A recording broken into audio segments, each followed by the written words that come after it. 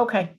Great, thank you. Good evening, everyone. Welcome to the Board of Selectmen meeting, September 21st. We'll call the meeting to order at 6:31 p.m. First item on the agenda is public comment. If there's any of the attendees that would like to speak, just please raise your hand. Can we bring Mr. Miller over? Oh, he put his hand down. Mr. Miller, are you interested in speaking now? You are. Okay, we bring you over, please.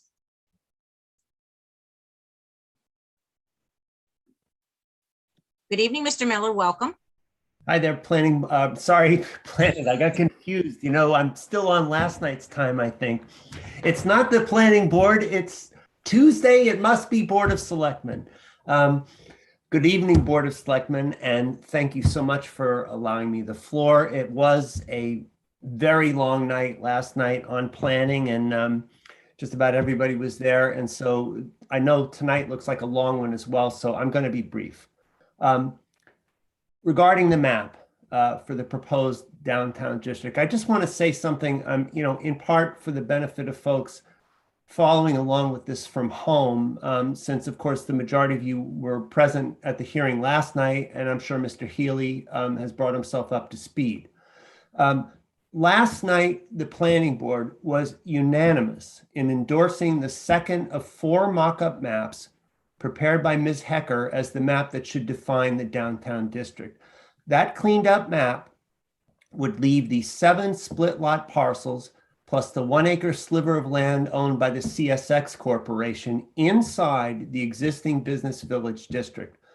The new downtown district would thus have its southern terminus east of the railroad tracks at the Falcone Energy property. That's of course the gas station on Boston Road, instead of in the middle of the yard at the residence next door at 35 Boston Road, while west of the tracks, it would end where all common sense would have it end, at the paved terminus of Park Street, not through the middle of the swimming pool on the property at 2 Foley Drive.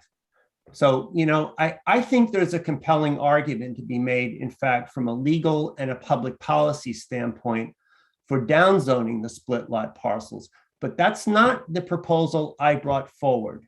Instead, what I proposed, entirely in the spirit of compromise, and what the planning board has now endorsed, would preserve all of the rights that the split lot owners and the CSX Corporation, for that matter, currently enjoy. All of them. At the same time, it would provide protection to the entire Lattisquama Road neighborhood and to my good neighbors on Foley Drive, Peggy Drive, Birchwood Drive, and McNeil Drive, a lot of voters, all of whom would have serious concerns were a downtown district map that included the split lot parcels to go forward. You know, why this is so critical is something I won't go into right now out of respect for your time. You know, the EDC has struggled with the idea somewhat inexplicably to me, but the planning board has not. And last night, Ms. Luttrell of the planning board, Ms. Houlihan, among other members, were wonderfully clear and direct in explaining why this matters and why leaving the split lot owners with all the rights they currently enjoy, but adding no others, is the solution to a problem that we have all agonized over for nearly a year now, and which would be fair and just to everyone. I want to say about this very personally that I care about my property very deeply, but I also care very deeply about the property of my neighbors, including the split lot owners, equally.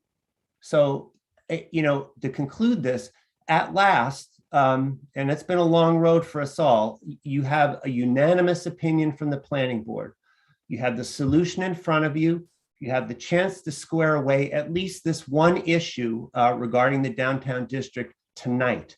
And so I very, very, very humbly and respectfully urge you to do exactly that. And I thank you once again for your indulgence and your time. Great. Thank you much, Mr. Miller. Much appreciated. Thank you. Do we have anyone else under public comment? Going once, going twice, and I see no one. All right. Our first scheduled appointment, I don't see. Nitu Sengal, I don't see they're there, so we'll keep a watch out. We'll move past that, I guess, at this point, and we'll go right to the financial quarterly review. So can we bring Carla over as well, please?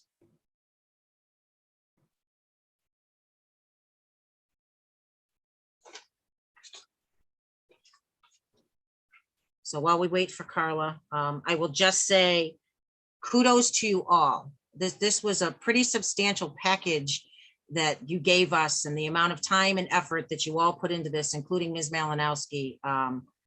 Congratulations on this. This was pretty incredible. And I myself only ended up with 2 questions out of the whole packet and got them answered. So that being said, hi, Carla, welcome. Do you want to start, and then we'll go, you or Brian, however you want to do it? You want to start with revenues or expenses? What do we do? Revenues. It's on your sheet. Okay, that's Brian. Okay, Brian, we're going to start with you. That's me. Okay, I'm up.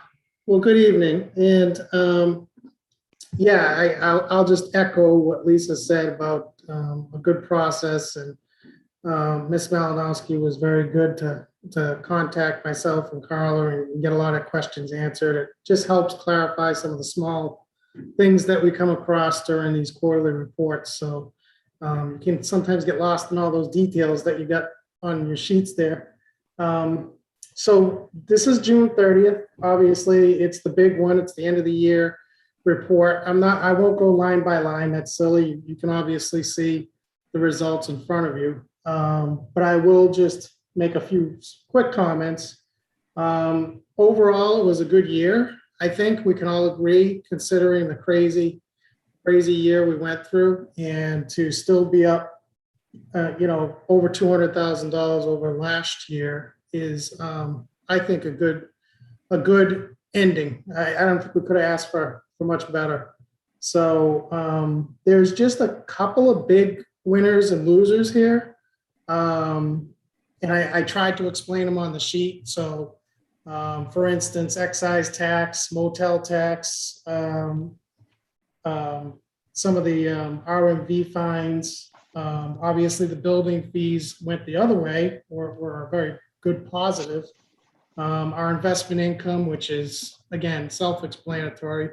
No need to tell you if you have a checking account what you're earning on it. So there's those handful of things that really spun things around, and thankfully, in the building fees and the tax liens, we had a handful of large events happen, whether there were cases that settled or whether there were building permits that got pulled that were bigger ones this year. So that really helped us, get that $200,000 surplus over last year. So again, it was a good year. The water fund, again, self-explanatory. The rates did rise, and I feel like we can analyze another, if we do need another rate increase next year, based especially on what the capital comes up with for Springtown meeting. We'll take another look at that. But right now, that looks good too. So I don't have a lot of bad news, except to say that we're setting these rates or these estimates for the new year probably in the next 30 days, within the next 30 days. I'm sure we're still going to be a little conservative and probably keep them very close to where they are now. I do think we should tweak some of the categories a little bit here and there, but I don't think there's a case made to lower or higher them, significantly either way. So, we'll see how these go, but I'm pretty happy about it. I had a lot of trepidation through the year, and I think we all did. And, things could have been a lot worse. So I'll leave it at that. I'll leave that on a good note. Great, Brian, thank you. So Chelsea, I don't know, as a liaison, do you want to add anything to what Brian said? Nope, not on the revenue side. I think he captured everything in the memo. And I just think we need to keep in mind, especially the building permit for next year when they sit down to do their projections. And we just have to remember that was probably a one-time pickup. Okay, great, thank you. Yep. Mr. Healy, any questions, comments on the revenue side? No, I'm good again. I thought that the presentation on paper was very easy to digest and captured what happened in the last fiscal year. It's an interesting mantra. Things could have been worse. Well, I mean, I actually think that given the circumstances, that it was a particularly good year in due in no small part to your efforts. So thanks for that. Mr. Stivers. I'll echo Marty's comments. I'm actually delighted that we came out as we did. I had a lot more concerns early on about a lot of uncertainties relative to COVID and so forth. But again, it's great to be in this position. And I think the summaries are very helpful. I appreciate that. I don't have any specific questions. Thank you. Thank you, Sam. Mr. Dennington. I also found the report pretty positive. I have a question, and I don't know when if it goes to the revenue or expenses, but the two-page summary didn't seem to address CARES reimbursements, and I don't know how that's treated from an accounting standpoint, how that fits into the report, because it seems like a pretty good report. And then if, in addition to that, some of the town's expenses we can anticipate are going to be reimbursed by CARES money, then the picture is, I guess, would be even better than being presented here. Can I? Yes. The FEMA and CARES reimbursements the expenses that will be reimbursed, Andrew, are charged off to special revenue funds. So they don't even hit the general fund budget. It's a separate special revenue fund. DOR requires us to set them up that way. So I've already taken everything CARES and FEMA and moved them out. So these are clean numbers. A good question. Was that it, Andrew? Yes. All right, Carla. Well, I guess we'll just continue with you and move to the expense side. Okay. I would like to echo Brian's comments. I think overall it was a good year. On the memo, I kind of tried to just highlight some points. The reserve fund, we only needed 5 transfers from the reserve fund, totaling $30,000 ish. DPW was tracking for a reserve fund transfer, but they had salary savings and a light snow and ice year, and so we were able to cover recycling and extra trash charges, which was a nice surprise at the end of the year. Usually the surprises are the other way. I want to give credit where credit is due. Library and Council on Aging both had reduced operating hours, and they did return those funds to the town. And Council on Aging had a good savings in programming. Unfortunately, they weren't able to run a lot of their programs, so they turned that money back to us as well. So that's on the general fund side. A new thing that we added is the revolving funds, actually. So we put a chart in there showing the 10 revolving funds that are voted as in the revolving article at town meeting, and just an explanation of why they're there, what department is responsible, and just a snapshot of what how they did this year. So that was something new added to the quarterly report, which will continue in future quarters. Great, thank you. Chelsea, do you want to add anything to Carla? Yes. First of all, I'd like to thank Carla and her team on the diligence that they did throughout the year working with the department heads. And I think the department heads were very receptive to the new financial policy.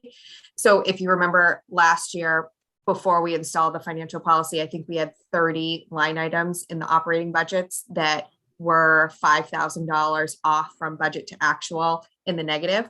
And this year, when I went through the detail, I don't think that there was one line item that we hadn't been made aware of throughout the year. So kudos to all the department heads for following the process and making this year-end process cleaner, and being able to anticipate where the problems were going to be. Obviously, we understand that there's, going to be some variables with budget to actual, but I appreciated all their efforts. So I think hopefully this year will be an easier lift for them. They kind of know what to expect through the process. So thanks to them. There is one outstanding question that I had by looking at EDC's consulting budget. And that led to some questions around some of the expenses that I saw that were part of the EEA grant. So I'm still waiting to hear from Marika on some of the details of that so that I can understand those expenses. So I'd like to just add that as an agenda item for the next meeting, Lisa, so that we can follow up on that. Great, Chelsea. Thank you. Mr. Healy. Yeah, I'm good on the report. Again, these quarterly reports are very much accomplishing what I think all of us hoped they would at the outset, which is giving us quarterly snapshots of where things are. And I guess the one thing, and it's not really, is if I guess this is to Brian and Carla, if there, I mean, there's the raw data of the quarterly reports. If you are seeing red flags, obviously you're noticing them.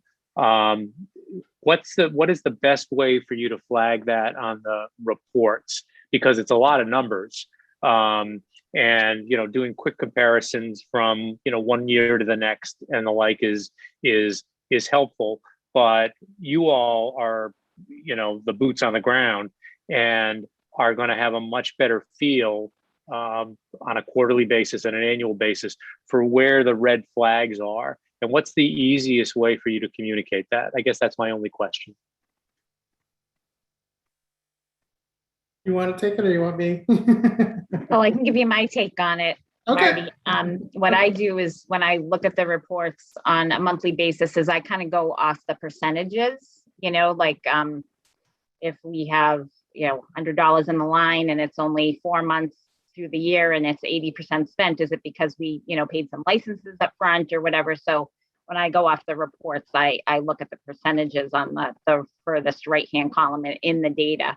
And I think, and maybe, I don't know if I'm self-explanatory, but in the meetings I have with Chelsea as a liaison, we bring that up and we try to put what's most important and what is the most likely to be an issue in the quarterly report memo. Are you asking how to put it in, how to flag it in the backup, do you mean? No. If that's if in other words, if your sort of operating procedure is items that you flag that are going to, if they're material, Yep. we are dealing with accounting. If they're material, you're going to flag them in the summary. That's fine with me. Yes. Yep. I wasn't entirely clear that that's what you're doing, but if that's what you're doing, I'm completely comfortable with that. Yes, and the new policy for department heads, if the lines are over 5,000 or they expect it to be, we ask them to, write a memo to you guys and just everybody be on alert. So the department heads have really done a good job with looking at the budget in a different, this new light, they've done a good job. So. Okay, and I'll just apologize for my finger. Again, I'm way off site again tonight, and the logistics of handling my my iPad are a little clunky, so I apologize for that. But again, nothing more. All right, Mr. Stivers. Thanks. Again, I find the summary report very helpful, and it sounds like this is working well. For me, one of the key metrics is Chelsea's comment that far more of the line items are now on track during the year than has been the case previously. So I think that gives me a lot of comfort that if some unusual circumstance was developing, that we are in a lot better position to find out about it early and be able to do something about it before the fact, as opposed to getting surprised after the fact. And so I think that's a great position to be in. And again, thanks for the effort to put this stuff together. Very helpful. Thank you. Mr. Dennington. I have a question. So for the first quarter of the fiscal year that we're in, will we have a quarterly update like this? So I guess that would be coming up where September would be the end of the first. So when would the next quarterly report be? Right Is it about right the- after September 30th, or because I know we're discussing really the wrap up with the last fiscal year now. Right, right. We always talk about the first quarter being the one that's kind of the flimsiest because there's just not a lot there. But it'll probably be right about the very early, we're at the end of September, very early November. Okay. Yeah. Thank you. Sure. All right, thank you. And the one thing I did want to also thank you for that I found was very informative was on the DPW piece, what the extra costs for recycling and additional trash were. I know we kind of paid really close attention to that as we've gone through the year, trying to see, with the extra costs associated, especially with the recycling, where we would end up. So I found that very informative to have in there. So I thank you for that. So I have nothing further. I have no further questions. Again, thank you both. And Ms. Malinowski for, actually, Mr. Purple, I will go to you. Is there anything you would like to add to this? No, I'm just, like I said, I'm very pleased with the way this has come together. I know that the board was looking to, to get these quarterly updates and try to get a format that, gave the board what they wanted and gave the snapshot and then gave you as much detail as you wanted. I really think that Carla and Brian have done a great job. And I know that Chelsea has guided them through this, to get it to where it is, but it's really a finely tuned machine. And, it's a good team. So appreciate the effort. Thank I you. have something. Oh, go ahead. Sorry. Go ahead, Carla. I'm sorry, I have two more quick things. One thing I just wanted to bring up was looking ahead to FY22. When Chelsea and I were talking, we were discussing the value of moving like computer repair and equipment, like the actual items that need to be replaced by IT, consolidating them and putting them into the IT budget.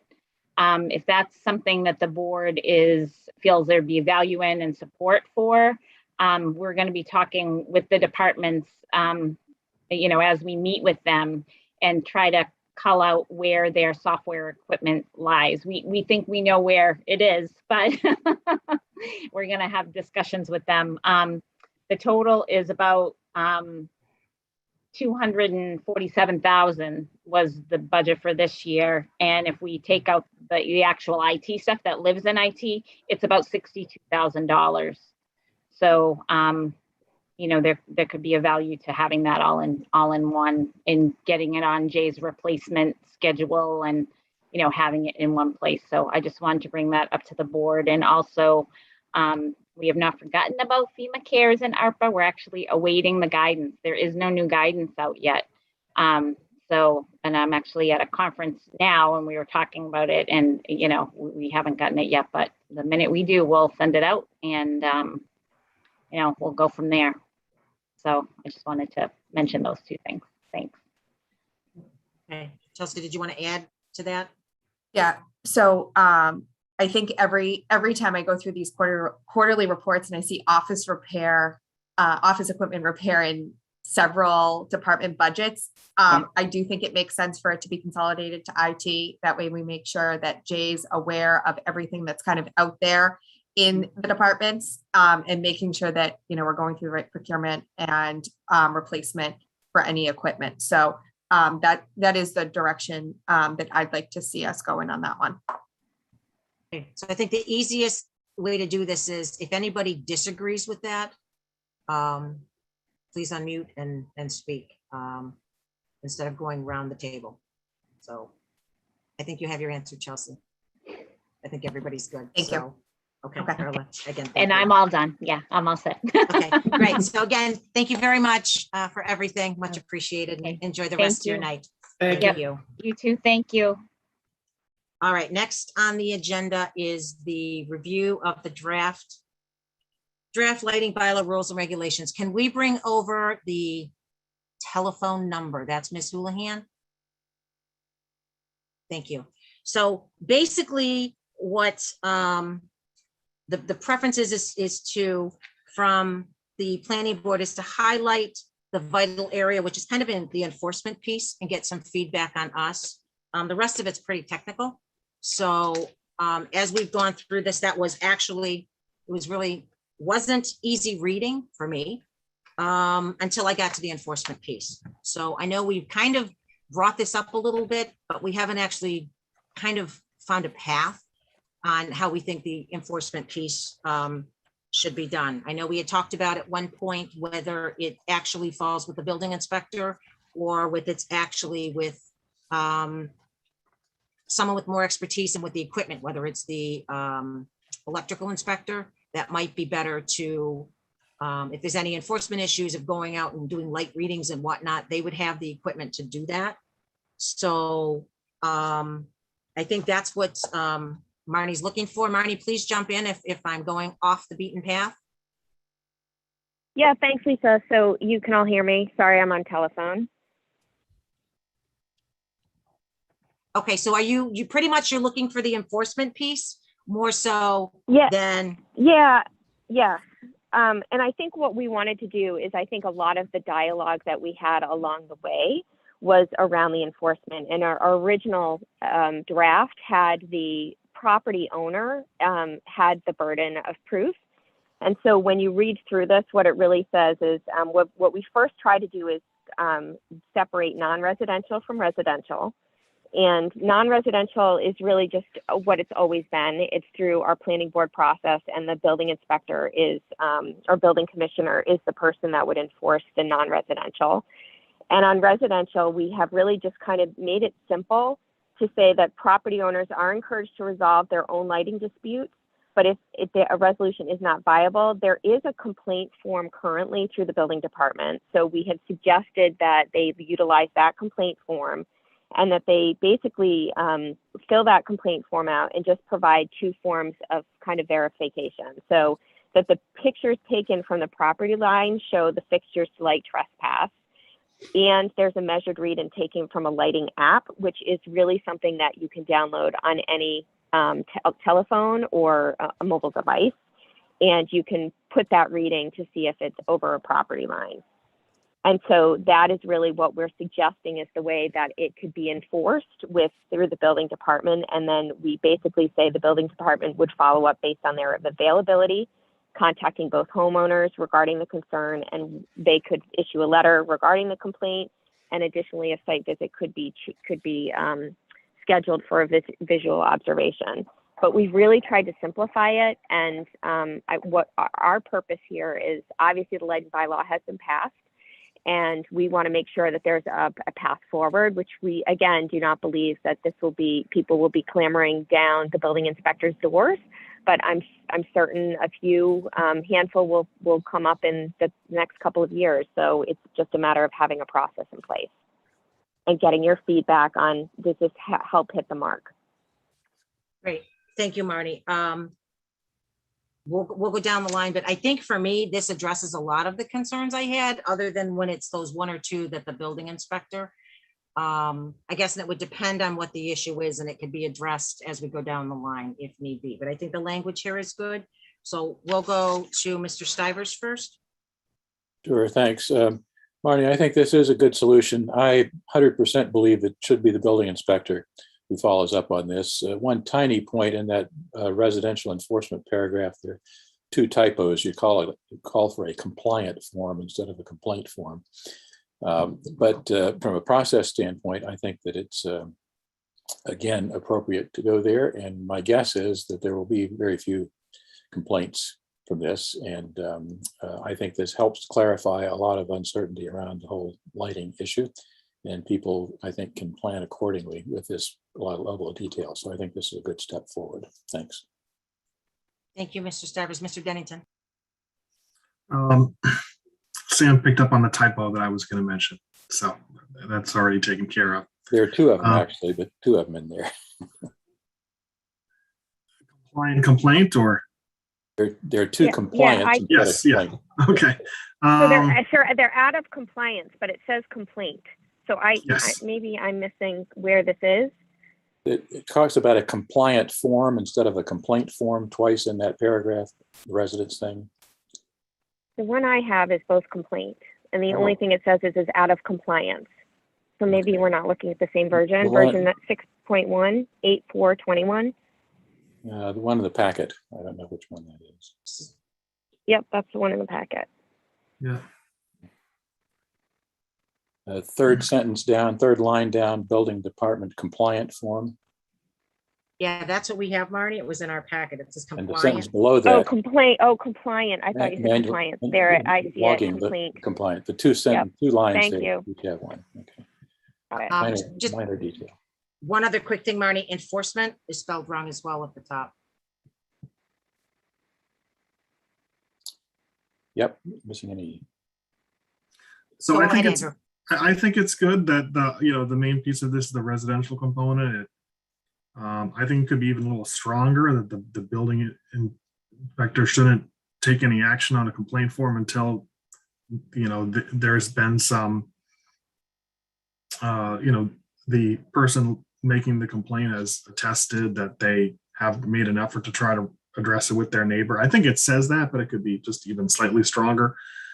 I have a question about Lisa. At one of our meetings a couple months ago, I think we talked about could like a notice go out explaining these new rules to everyone in their water bills. And do you know if that happened? And if so, was there any feedback at all? Andrew, are you addressing that to me or to Marty? I guess to both of you, or whoever, or Mark, or whoever would know if it happened. I'm not aware. Mark's not aware. Marty, do you know if anything went out? So I have not received anything from Jim Hegarty that the state has actually approved the bylaw officially. Has that Okay. happened? It hasn't yet, Marty. I think, okay. So I don't think we can put anything out until that happens. Okay, that makes sense. And Marnie, the context of it was just that at a meeting after town meeting, that the Board of Selectmen talked about how, there was a relatively small number of people that attended the town meeting and a much larger number of people that are going to be subject to it. And there could be some benefit of just informing people of these new requirements. And we thought that including a notice with the water bill would be a way to do that. Thanks. Thank you. Ms. Malinowski. Thank you. And thanks, Marnie, for putting this together. I do have one question, but I think it might be for Mr. Purple. And in terms of the enforcement, I know it references the building department, but Mark, would the commissioner have another resource outside of her role that would be more of a lighting person to evaluate these cases, or is it going to be actually the building commissioner that would look at this? And has she seen this draft? So I can't answer your second question, but for the first question, the building commissioner is going to be responsible, I believe, in some of the conversations I've had with her, that she probably would lean a little bit on the electrical inspector, who I think is probably a very good resource in this area. But again, I think it's important for her just to kind of get a sense of and get a look at the draft. I'm not sure that she's had that opportunity yet. Okay. And I'll just make one comment. I do like the approach in especially the residential piece. And that was one of my concerns, is that we try to do some mitigation before we would have to actually have a complaint filed. So thank you, Marnie. Marty, can you answer? Do you know if the building commissioner has seen the draft of this? I actually do not have confirmation of that or not. I know she was aware that we had updated it and we were presenting it and sharing it to you. So I just don't know if she's had a chance to read it. Okay, that's great. Thank you. Mr. Healy. Thanks, Lisa. Hi, Marnie. How are you? I'm good, thank you. tone and some substance. I agree with the comments that have been made. I think they're spot on. I apologize. My schedule last month, I haven't had a chance to dive into this as deeply as I might, but I guess I'll, before I even think about doing that, one of the nice things about the new structure of our legal counsel arrangement is that this falls squarely, I believe, within the standard fees that we're being charged. And there are some things in here from a legal standpoint that I would run by Jay Tallerman. Not to change the substance of them, but just in terms of terminology. I mean, simple things like saying, the proponents. First of all, proponent, is that a term from planning board land? Because it's not defined in the regs. Yes, Okay. it is a yeah. Sorry about that. Okay, so I would drop in that definition or reference back to a definition that you all already have. And just, I don't know, Jay Tallerman might disagree with me, but for instance, the language says must provide. You don't see language like that in regs or statutes. You usually see shall. I don't know why, but that is that's the verb of choice. And the same thing is true for under the residential enforcement. For instance, it says the building department will then follow up based on their ability contacting both homeowners regarding the concern. I would suggest, again, I would have Jay Tallerman take a look at it. I'd clean that up a little bit and just make it tighter. And then where it says a letter may be issued regarding the complaint, is that a letter? What would that letter be? Is that a letter evaluating the complaint or summarizing evidence? What's the intent of that? Yeah, so our intent do you see the language I'm talking about? Yeah, I do. I think the intent was that usually an opinion is made by the building commissioner in her formal documents that she sends back to people filing complaints. So I think we were of the same vein, whatever that letter would be, whether it is no, I don't find a violation. Yes, I do find a violation. So basically what she identified in her own discovery. I guess I'd clarify that then, that what the purpose of the letter would be. A letter may be issued by the building because I don't think it says who would be issuing it. A letter may be issued by the building department. I haven't dived into this, but something like summarizing the results of any investigation and setting forth a recommendation or something like that indicates what the purpose of the letter is. And the last sentence there, additionally, a site visit for visual observation of the lighting that may be arranged with one or both of the homeowners.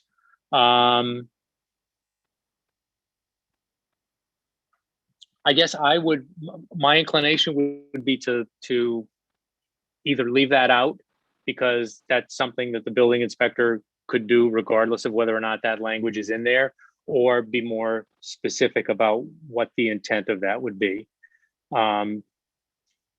But I think the simplest route, rather than listening to my ruminations, is I would have Jay Tallerman take a look at this, because I think there is, again, the substance of it, I agree with completely. I just think there's some tightening up that'll potentially prevent problems down the line about exactly what needs to be done by the building inspector in response to a complaint. Fair enough? Yeah, certainly, Mr. Healy. And I know that you and I had lengthy conversations around this, so I really appreciate your feedback. And I will tighten this up and then send it over back to you so you can forward to Attorney Tallerman. Yeah, Jay has been, at least in the, 2 months or so, he's been terrific about the timing and substance of his responses. So I suspect you'll get something back pretty quickly. Wonderful. Thank you that's for it. the advice. Yep, that's it for me. Thanks. Great. Marnie, thank you for coming. I know that you're tied up at the moment, but I think my questions were answered as well. So thank you very much. And I apologize for not getting it on sooner. That was a mess up on my part. Thank you for having me. Have a good night. Thanks, you too. All right, we're going to shift the agenda around just a little bit.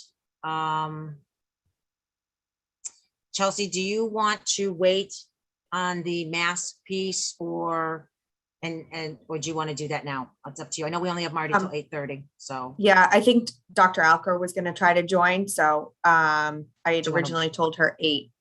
Okay, so we'll So I'm start waiting with, okay, why don't we just start with the downtown district, and then Chelsea, if we need to jump in based on, I think it's important that Marty partake in those discussions before he leaves. So that being said, just for anybody that is watching, last night, the planning board had a meeting. They had gone through the zoning bylaw, the design guidelines, and the map, and they took positions and they had done some edits and to bring back to the board for us tonight. So Vanessa, if I can share my screen, please.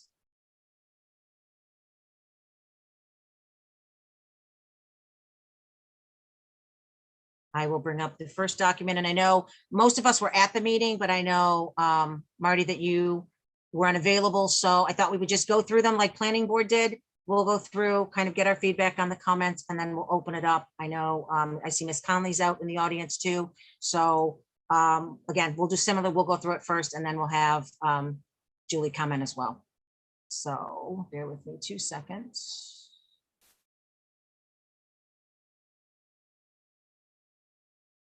And downtown district, can everybody see that?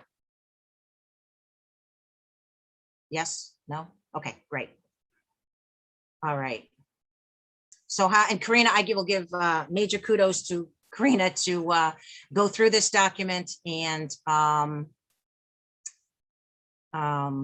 you know, highlight it. So as we can see, Julie had suggested some comments. Those are going to be in yellow, Marty, and planning board's edits are going to be in red. So the first change that was made was there was confusion between open space and green space. So we added a definition for what that is, because it's 20% green space and it's not really an open space because the definitions are different. So a green space definition was added. So I guess we can start there. Marty, I'll let you read that. And Andrew, I guess we'll start with you. Are you comfortable with the definition as written based on the conversations last night?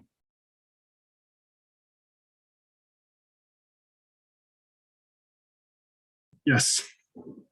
Okay. Chelsea, Yes. Mr. Stivers? Yes. All right. And Mr. Healy?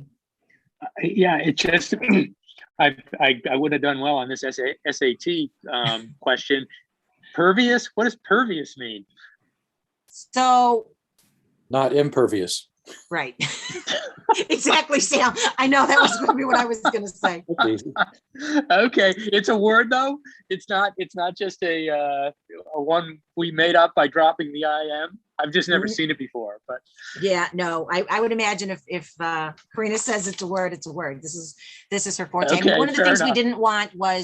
we didn't want concrete or like a blacktop to be included in the green space. I think that's what she means by pervious, because impervious would be like a road, or it was more like a cobblestone or a pea stone, or something along those lines. So okay. No, but the rationale for having it in there makes perfect sense. So I'm fine. okay, so we'll move on. The next discussion that came up was on the mixed use. One of the things Julie in yellow had suggested, because there was a lot of question on only having 10% of the ground floor being commercial. So what the planning board did was, one of their main comments they said was that this as written, what they felt was more of a housing bylaw than actually trying to drum up business for the downtown district. So they had added that residential dwelling cannot exceed 40% of the gross floor area of the above ground level floor space of the building. So basically, they didn't want apartments being put in a basement potentially. So we hadn't discussed this, Marty, as a board yet. So Can I just, Lisa, Sure. above ground means first floor and up. yes, Okay, all right. And is that clear from the language elsewhere in the in either this zoning article or elsewhere?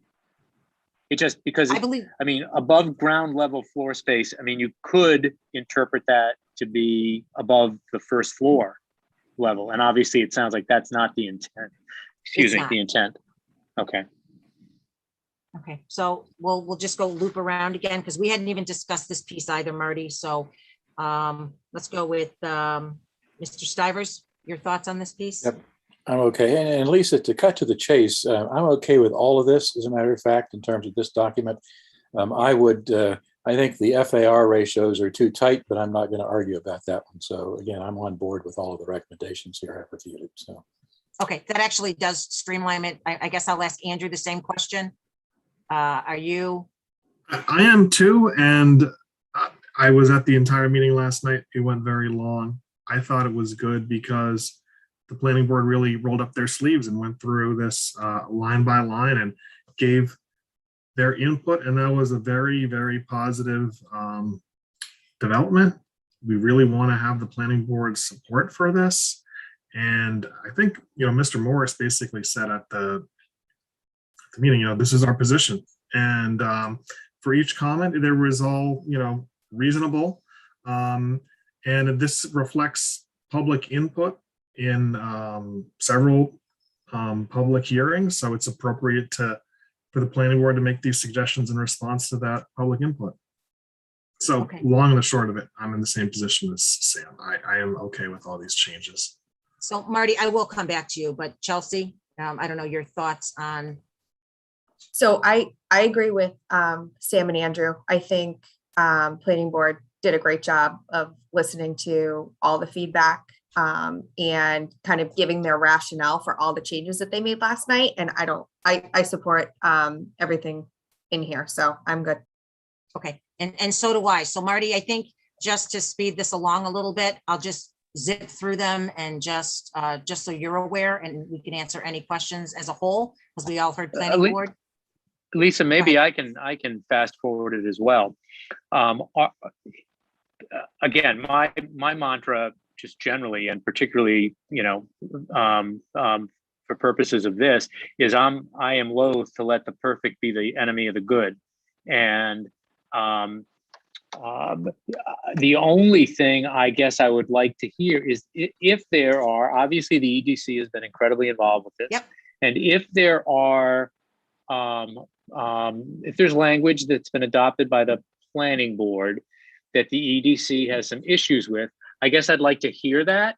I think I will preview it by saying that would be it's going to be a very high bar for me, because again, I think that the process here is important. The way this process has played out is important, and having the Board of Selectmen, the Planning Board, and ideally the EDC all in favor of the same language is incredibly important here. So I guess with that sort of as a preview, if there is some language in here that you said Julie was in the in the queue, I guess I'd like to hear that, and with the understanding that it's a pretty steep climb to get me to think that what the planning board has done here is problematic. Okay, Does so that make why sense? don't we, it does, makes total sense. So let's bring Julie over, please.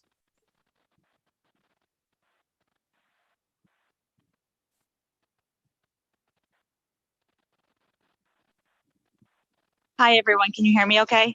We can, Julie. I Welcome. apologize. I'm actually out walking my dog at the moment, but logistics today were crazy. But thank you, everyone, and thank you to the planning board. And I know some of you saw the planning board meeting last night and were participants in it. So I don't want to beat a dead horse. And I think that, we came to, I think some of the changes make a lot of sense.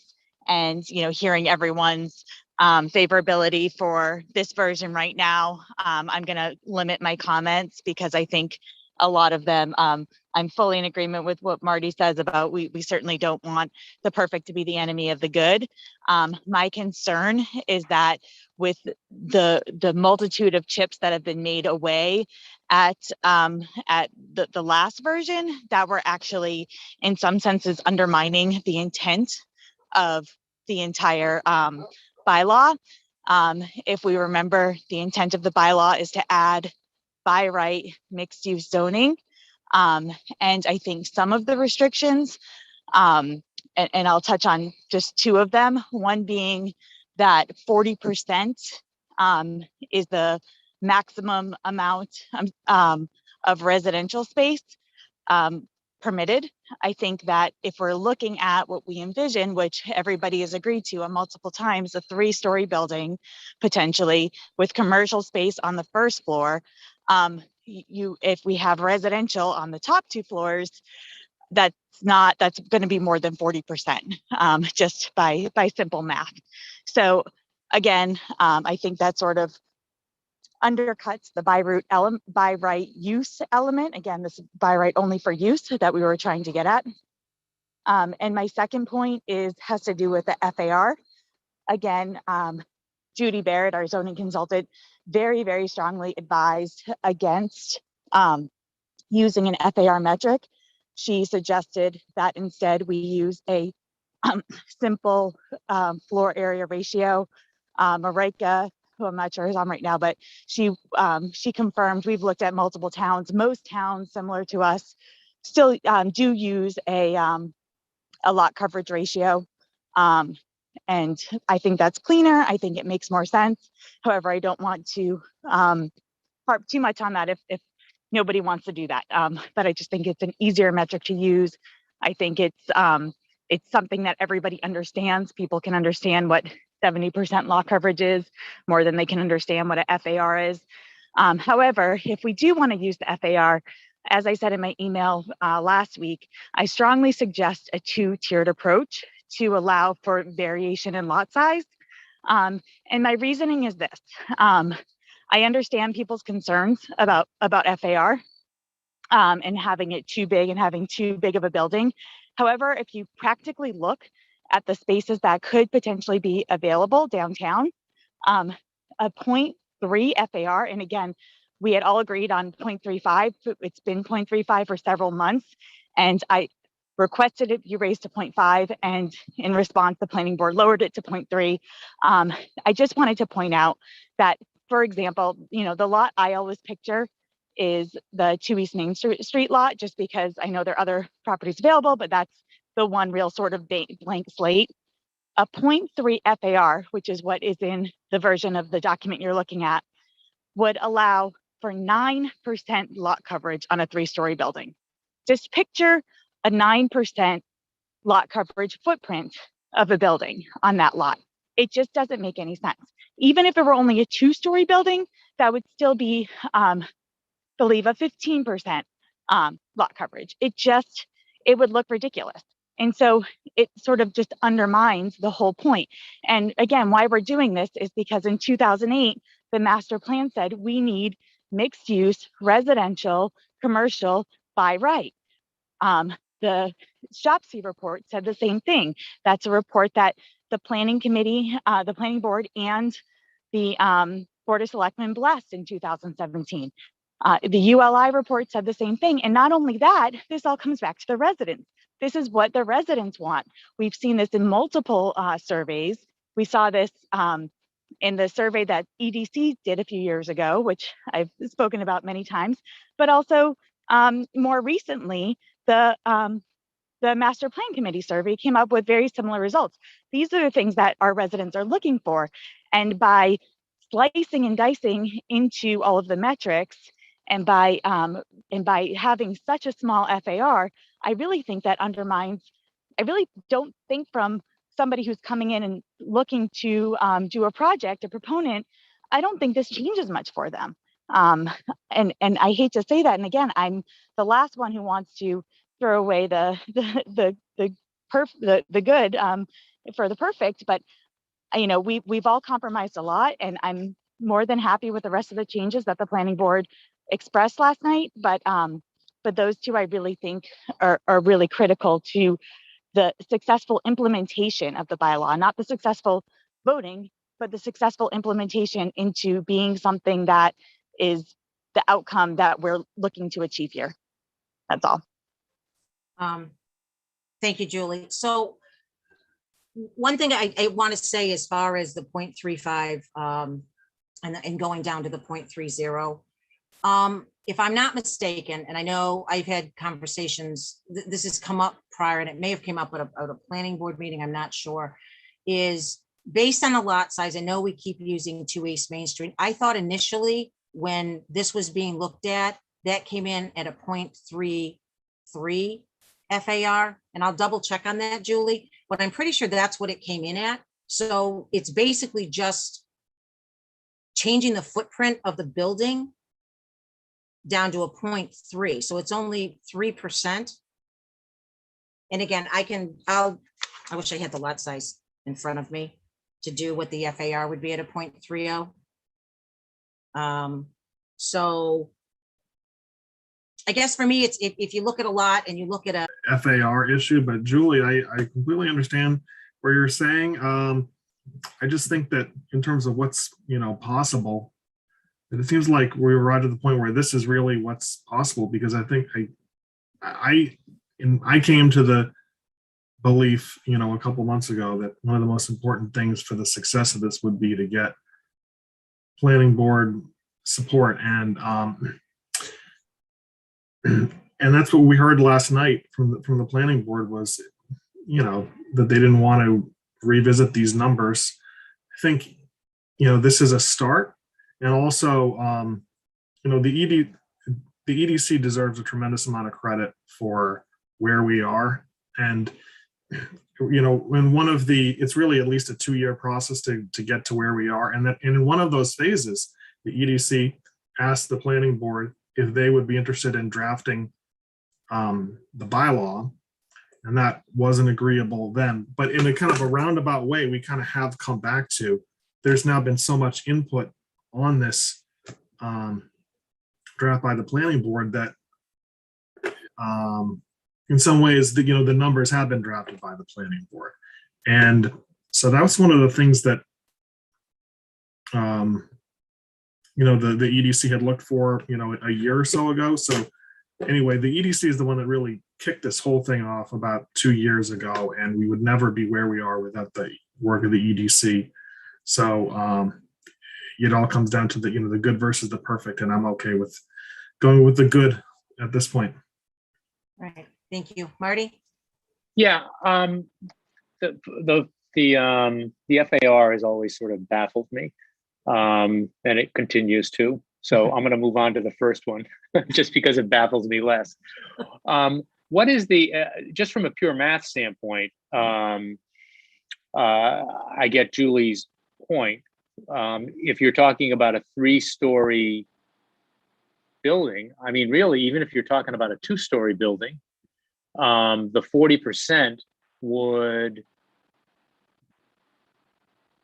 either require that the residential above the first floor be a smaller footprint, and seems to eliminate the possibility of a 3rd floor for residential. Am I understanding your point, Julie? That's correct. Okay. Was there a rationale discussed last night? And again, I apologize. I was just I was in the middle of Tennessee and unavailable to sit in on the planning board discussions last night. But what is the rationale? Where does the 40% come from? Does anyone know? So I think the rationale, Marty, was that This is being pitched as mixed use development to bring businesses to downtown. And it's not a housing bylaw. And by allowing the majority of it to potentially be housing, then planning board views that as a housing bylaw versus a true mixed use that is to, bring diversity and to bring businesses downtown, because that's really what this has been pitched as all along, to bring, small scale, we talked about the brewery, the ice cream shop, the bakery, what everybody would like to have, the little pub, that's how it's been pitched. And I think that's how planning board viewed it, is that now it's in their mindset, this is now not just a housing bylaw. It's a true mixed use bylaw. And Andrew, Okay, do we Sam, know- Chelsea, you can all jump in to expand on that if you'd like. Or not. Let me just, and maybe I didn't see Dorianne's name, but I agree that or at least a primary thrust of this has and should be the bringing some commercial vibrancy to downtown. But and again, particularly over the last year and a half, we as a board and we as a community have been talking the talk of diversifying our housing supply. And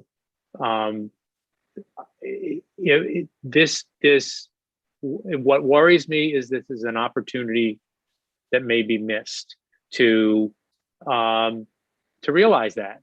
And mixed use is exactly that. It is both commercial and housing. And I think Julie makes a good point. And I guess I'm not sure how we address it, because it sounds like the planning board report on this and the planning board recommendation is going to be the 0.40. It sounds, Julie, like you or the EDC may be willing to, if the selectmen adopted the zoning language that the planning board has adopted, that the EDC, and who knows, maybe Shopsy, would be interested in possibly seeking to amend that language to extend the percentage, so you would have more of an opportunity for housing as part of the mixed use. Is that a fair characterization of where things might stand? Well, Marty, if I can just add, so Jesse Stein is on Shopsy, and he was commenting for Shopsy that with the 12.5% that's in there, it'd be like 1 in every 4 units. And he was one that agreed on the 40% as well. So I'm just going to throw that out there. I'll let Julie respond to that, but. Okay. Sure. And Marty, I think I'm actually trying to make that amendment now. And I'd rather talk to you guys about it now than at town meeting. But yeah, I really think you hit the nail on the head. Even in a 2-story situation, we would have to go and get a special permit to have a commercial space with a residential space above it, assuming that both the first and second stories are the same square footage. So again, if our goal and our initial intent was that we're going to have a by right mixed use, that kind of undermines the entire thing. And again, this is not a housing bylaw, but mixed use is housing with housing with commercial. So I don't, nobody, the EDC doesn't have an interest in making this a housing bylaw by any stretch of the imagination, but mixed use is sort of the modern way you make a community vibrant. It diversifies housing. It allows for walkability. It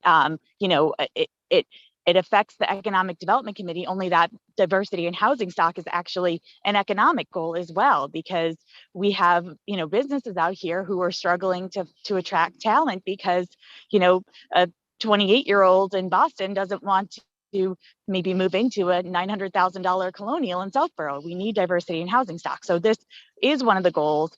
It's not just an EDC goal, but it's a goal of, you know, it's a master plan goal. It was in 2008, it still is today. And mixed use has been again and again, the town has spent tens of thousands of dollars in consultants and surveys and reports that have said for 13 years that we need mixed use. And by restricting it to 40%, it basically undercuts the right to have mixed use by right.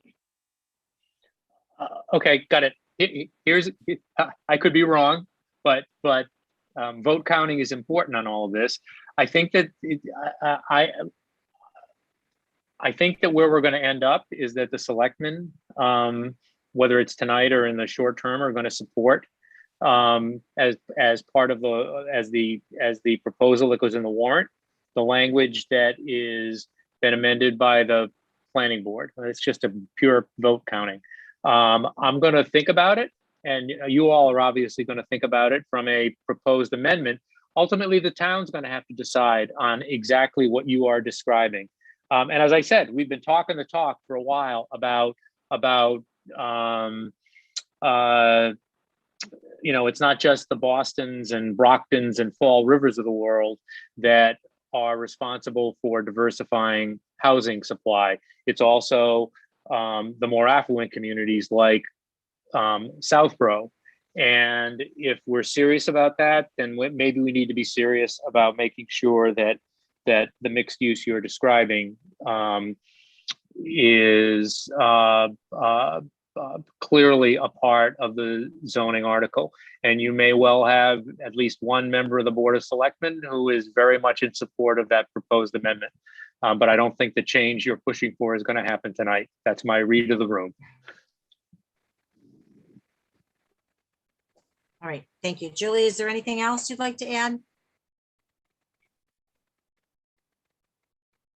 Did we lose her? Still there on mute. Okay. Julie, Can you hear me? Sorry. yeah, we can hear you now. Go ahead.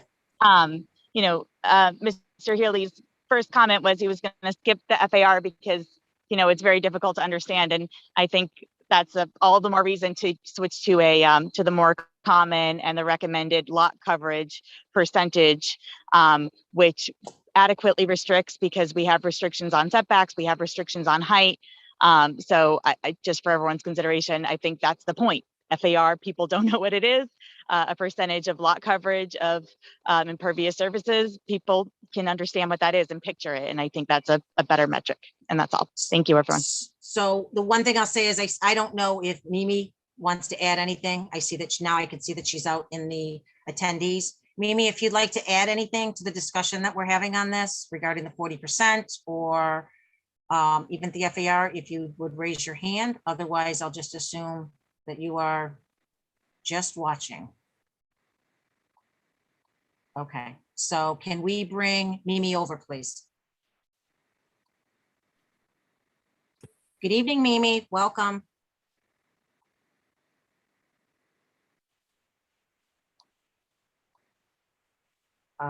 You're muted.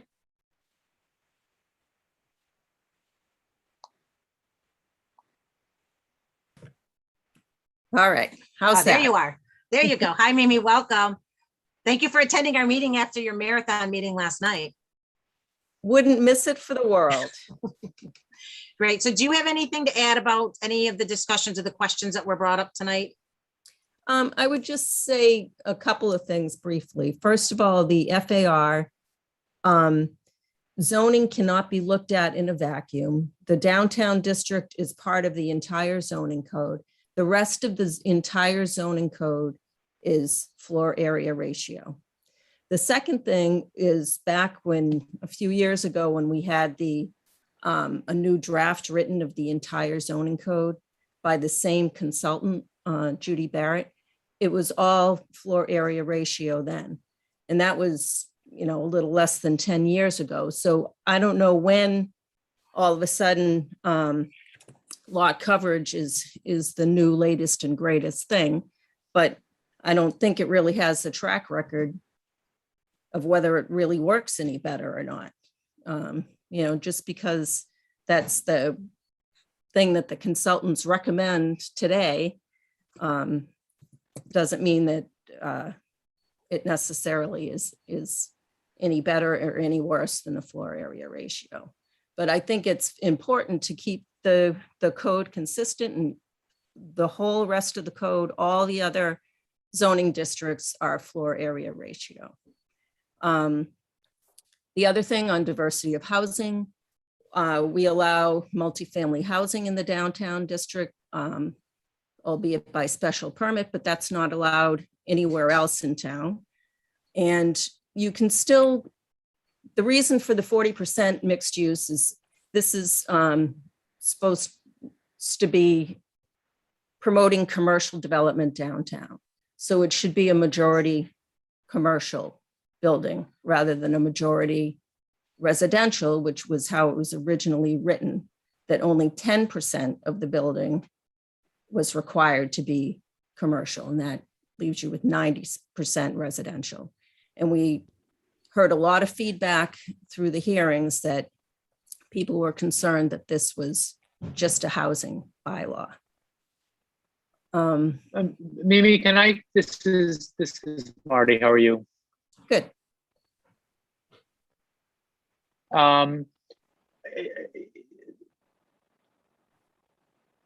Most commercial places that you see in a downtown area are either entirely commercial, or if they are mixed use, the way the mixed use is divided is the commercial is on the ground floor and the residential is above. And just by pure math, even if you just had a 2-story structure, that would be 50-50, which is more than obviously 40. And if you had a 3-story structure, it'd be 33. And I'm just, I get that there's a concern that this simply not be, just a housing bylaw. I don't think a reasonable read of it is that it is. The clear focus of it is on commercial and mixed use, but I'm wondering why that math isn't important in the discussion. Well, there's nothing that precludes you from having residential and commercial on the same floor. One of the reasons that we didn't require just residential on the first floor is that we heard feedback that flexibility was desired if someone wanted to put a residential unit on the first floor, along with the front-facing commercial, so that it would be ADA compliant. So this just allows flexibility instead of saying you must have only commercial on the first floor. But that's dealing with the first, I get that if that were applied per floor, but it's applied for the entire building. In other words, if you had it, really, you couldn't even divide it 50-50 between residential and commercial on the first floor with the 40% cap. Again, I get that the concern about it not being a housing bylaw, but I also hear Julie in terms of saying this is defeating in large part the idea of promoting a diversified housing stock in downtown by again limiting to any development there to be 60% commercial and 40% residential for the entire building, which pretty much says you're limited to one floor of a 3-story structure, or what would that be? If you had a 2-story structure and commercial on the bottom floor, then 20% of the second floor would also have to be commercial. So it doesn't even seem to strike a balance between commercial and housing, just from a pure numbers standpoint. So that's, again, I hear what you're saying in terms of the first floor, but that doesn't address the arithmetic issues for the entire building. Well, you can have commercial on the second floor, the third floor. You could have a law office, some quieter commercial space on the upper floors. There's nothing that precludes you from mixing the floors. It just offers flexibility for a proponent instead of directing where commercial can be and where residential can be. Okay, I understand your response. Thanks. All right, Mimi, thank you. Much appreciated. You're welcome. Have a good night. Thanks, you too. So I guess at this point,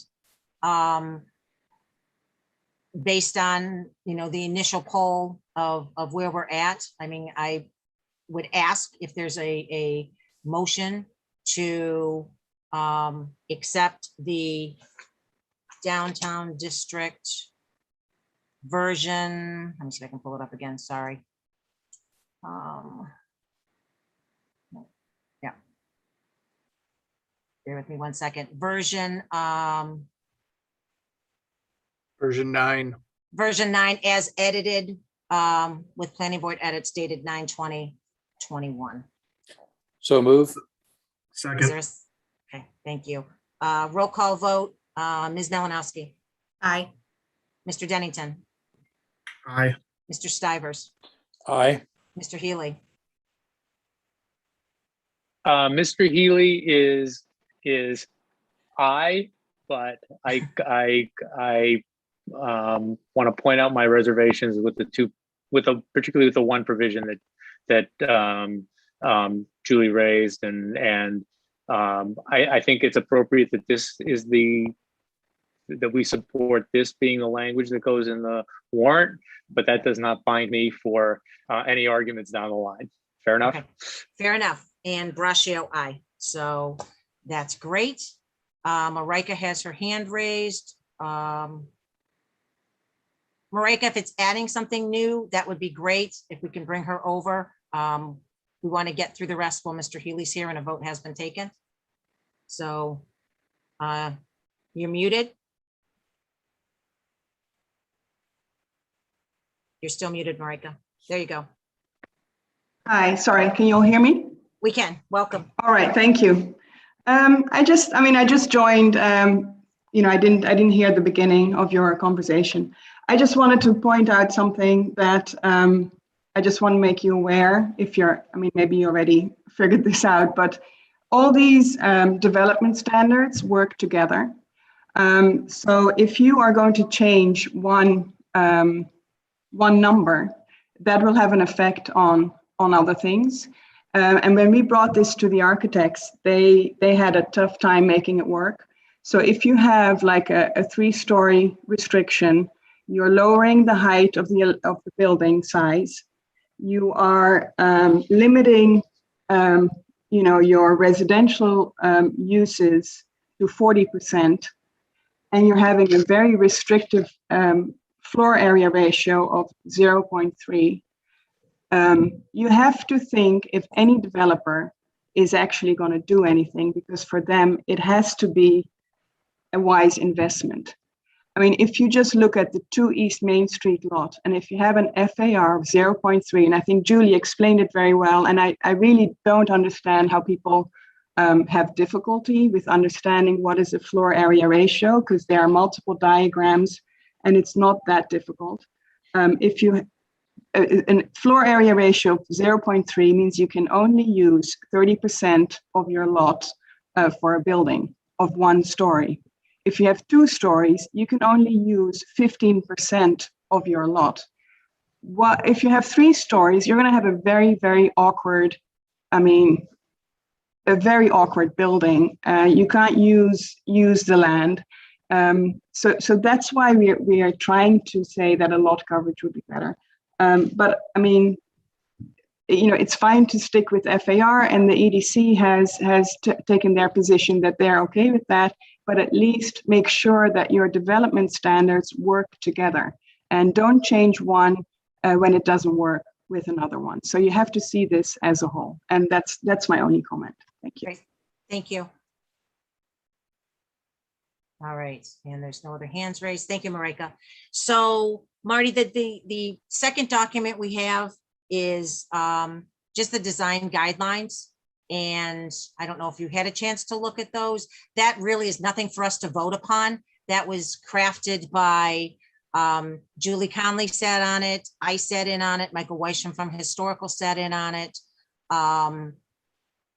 Mimi sat in on it, and Sarah Hoker. And that's how the document was drafted. It's not something that needs approval from this board, but planning board just wanted feedback. Andrew, go ahead.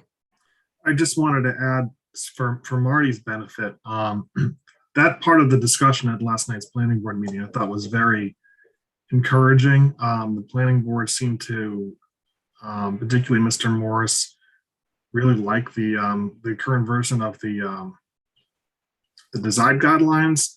Everyone seemed to think that the working group between the Historical Commission, Board of Selectmen, Planning Board, and EDC had worked well together. So I think that's a really good sign. So let me just bring them up, Marty, really quickly. I think one of the things that people liked a lot about them was there were pictures that encouraged you to do things or discourage you from doing other things. And this is the edited version. I'm just going to try to get to a couple of the pictures. The map, we'll get to the map next, but she has inserted a new picture of the map as well, if we support that. But through it, it gives a little bit of history, on what was important in the town with the historic register. Some of the goals are to enhance it as a commercial area, to restore and protect the historic character. But as you go further through the document, it talks about building placement and orientation, and it gives you guides, which is we found very appealing. And it was very well received last night, as you go through it. So people have an idea of when you're talking about building mass, what we're looking for within the design guidelines. So again, I don't believe there's a vote required. There isn't, because it's the planning board's design guidelines. But if there was any further comments, we could certainly add them. Lisa? Hold on one second, Sam. Let Marty go first, and then I'll go to you. Yeah, well, again, I've not, the process you've described gives me a great deal of encouragement in terms of the product. I haven't, again, circumstances of my travel the last 5 weeks have precluded me from taking a good look at these. So the process you've described sounds good. When I get back to Massachusetts, I'll have a chance to look at these and we'll take a look at them in greater detail. It's good that it's not up for a vote tonight. No, that's it's good. not. That's a good thing. All right, Sam, go ahead. Yeah, I'll just echo Andrew's comments. I think this was a good process, a very productive discussion, and I'm fine with the proposed version in front of us tonight. Okay. Chelsea, I might as well just ask you while we're asking. I also, obviously, I helped craft them, so I'm fine with the discussion and where we ended up last night. I agree. Okay, so that being said, there's no vote or anything required of us now. The last piece is, and Marty, I can explain this, Karina did a great job. So what you see in the light pink plus this darker here these are the split lots. So what was discussed and voted last night was to leave the split lots in the current zoning, which is the downtown business village, and also to exclude, there's a 1 acre, let's see, parcel for CSX that you can see here that there was some concern with. So this is the recommended map. We got a couple emails today with positive feedback from resident on Lettasquama today responded as well. So basically it's cutting your downtown district off. This is where Ted's Towing is. So it's basically cutting it off at Ted's Towing. It's not allowing the downtown district to go into the split lot areas. This is the split lot next to Falcone's. So that's keeping them within the current zoning. So any rights they currently have, they will continue to have as they move forward. So that was what was proposed last night. That's what planning board agreed to, and there's just a bigger close up. I think Karina did a great job on the map based on the discussions that we had last night. So Is the map up for a vote? yes, because we would have to put the map within the downtown district. So Yeah, I'm again- very supportive of the map. Yeah, no, I've always thought that again, I hadn't seen the exactly how the line would be drawn, but the idea of preserving the rights of the folks that they currently have by simply cutting them out of the district makes the easiest and the most elegant sense. So I'm fine with the map as proposed. Okay, we'll go around. Andrew. I support this map. Okay. Mr. Stivers. As I've stated before, my personal view is I would not change the map. I've been unconvinced by a lot of the rhetoric I've heard around this. On the other hand, I appreciate Marty's previous comments. There's value in moving forward with this, so I will support this version of it, at least at this point. Okay, and I do as well. So that being said, do we have a motion to support the downtown district boundary map as recommended by planning board dated 9/20/21? So moved. Is there a second? Second. Okay, roll call vote. Ms. Malinowski, Aye. Mr. Healy, Aye. Mr. Dennington, Aye. Mr. Stivers. With some reservation, aye. Okay, and Ms. Braccio with no reservation. Aye. All right, thank you very much. So that takes care of that line item. Much appreciated. So Marty, while we still have you, we're going to skip around on the agenda again, and we're going to go to other matters A and B. So let me stop sharing this. And Chelsea, is Heather, Dr. Elker, sorry. If we can She bring Dr. is here. We can bring her over. Okay, and then Chelsea, I'll hand this off to you for Okay. you and or Dr. Elker. Okay, great. Thank you. So I just wanted to give the board an update on the mask mandate extension. So as you remember, in August, we took a position to install a mask mandate in municipal buildings in town. Since then, the Board of Health has met and would like to continue that, or took the position to continue a mask mandate extension indefinitely, given the large number of cases that continue to increase in town, both on the town numbers and the school numbers in particular over the last week or so. And Dr. Alker can give a more precise update on the numbers. I think that leads into how do we handle public meetings. And so I think that's a discussion that we can have here. And then I'll just briefly touch on B, and then I'll let Dr. Alker fill in anything that I left out, and then we can discuss. So the Board of Health also discussed with Mr. Hegarty the special town meeting that's coming up on November 1st. And we did not take a formal position, but we met on September 9th, I think, or around there, and discussed the social distancing component to this, given what we're seeing in town. So we did speak with Mr. Hegarty about doing masks and 6-foot distance among residents during special town meeting. So I just wanted to give the board an update on those two positions, and I'll let Dr. Alker talk about the specific number of cases in town. Right. So hello, everyone. So to just bring back what Chelsea said about the meeting with Board of Health last week, the 3-member board voted to continue our municipal building mask mandate sort of for the time being. They didn't want to put an end date on it until, further numbers started coming down, basically. And then we also discussed the fall town meeting for November 1st. And again, with high levels in our community, the recommendation was outdoor if possible, but if we were going indoor, to do a 6-foot distance. The risk with someone indoors, even if masked, under 6 feet is real, and we don't want to have a super spreader event or have folks closer than 6 feet, because if we did have a case, we would be contact tracing them, quarantining, for attending a town meeting. So I do think that that 6 foot is really critical for an indoor meeting.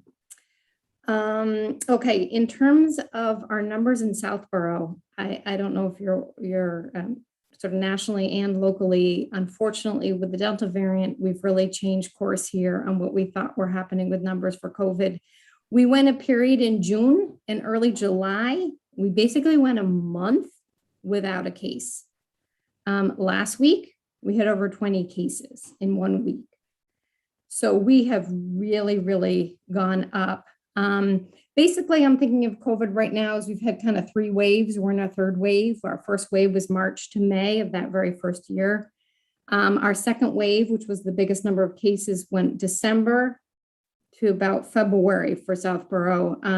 We had high cases around New Year of 2021. And then this 3rd wave started slowly upticking in July, but really in August, the numbers started increasing. And this is now our 3rd wave. So the state reports a 2-week total each Thursday. And last week they reported 23 cases for 2 weeks. 25 would be the old system that you would call red. We haven't had this number, this 23 number. We had it during our December to February peak. This Thursday, our number is going to be over 30 for our 2-week total based on what we had last week. So we are going to be, quote, in the red. They don't actually use that system anymore, but we are in what we're used to if we're calling in the red. We haven't seen those numbers, like I said, since February. So the case count is definitely high. We have great vaccination rates, as we know. Most of these people are not critically ill. Very few are hospitalized, but we have plenty of breakthrough cases, and we have plenty of cases in children who are not vaccinated. So it's about split between those two, between the young children and the fully vaccinated. Obviously, a few adults who keep getting it who are not vaccinated. So the numbers, like I said, right now are high. And for whatever reason, since July, we've been a little bit higher than Northborough. For whatever reason, we look at the school district combined. And in Southborough last week for school cases was definitely higher than Northborough for school cases. So it's in our community. I can speak a little bit to the schools. The schools last week in the district had 19 cases. And from my look at the school breakdown, 12 of them were in Southborough schools. Concerning in the schools last week were 3 cases of probable in-school transmission. That's what we don't want to happen at town meeting. This week, 1 case of probable in-school transmission. The school this year, in terms of getting spacing and desks and things where they can place people in bigger space, is really challenged due to the full in-person teaching. So that's great. That was mandated by the state. There's no hybrid option. There is no option to learn remotely. So everyone is in school. And when folks are quarantined, if they're an in-classroom contact, there's a test to stay program. So about 80 kids today were tested before school, and if negative, able to go to school. Again, that's great, but with the numbers, there's going to be cases because the distancing just is not what it was last year. Last year, for the whole school year, there were 5 probable in-school transmission. We're already at 4. So it's just we have more kids at the schools, which is good, but they're not able to do the distancing they did last year. So the mitigation strategies with the mask and the distancing and the vaccination, we've got good vaccination rates. We're still going to keep working further with that. Just for our Southborough students and the staff, this may be Northborough's district, we've had 2 fully vaccinated students in school who are positive, and we've had 2 staff who are fully vaccinated and positive. But overall, the bulk of the cases are in the elementary students who are not vaccinated.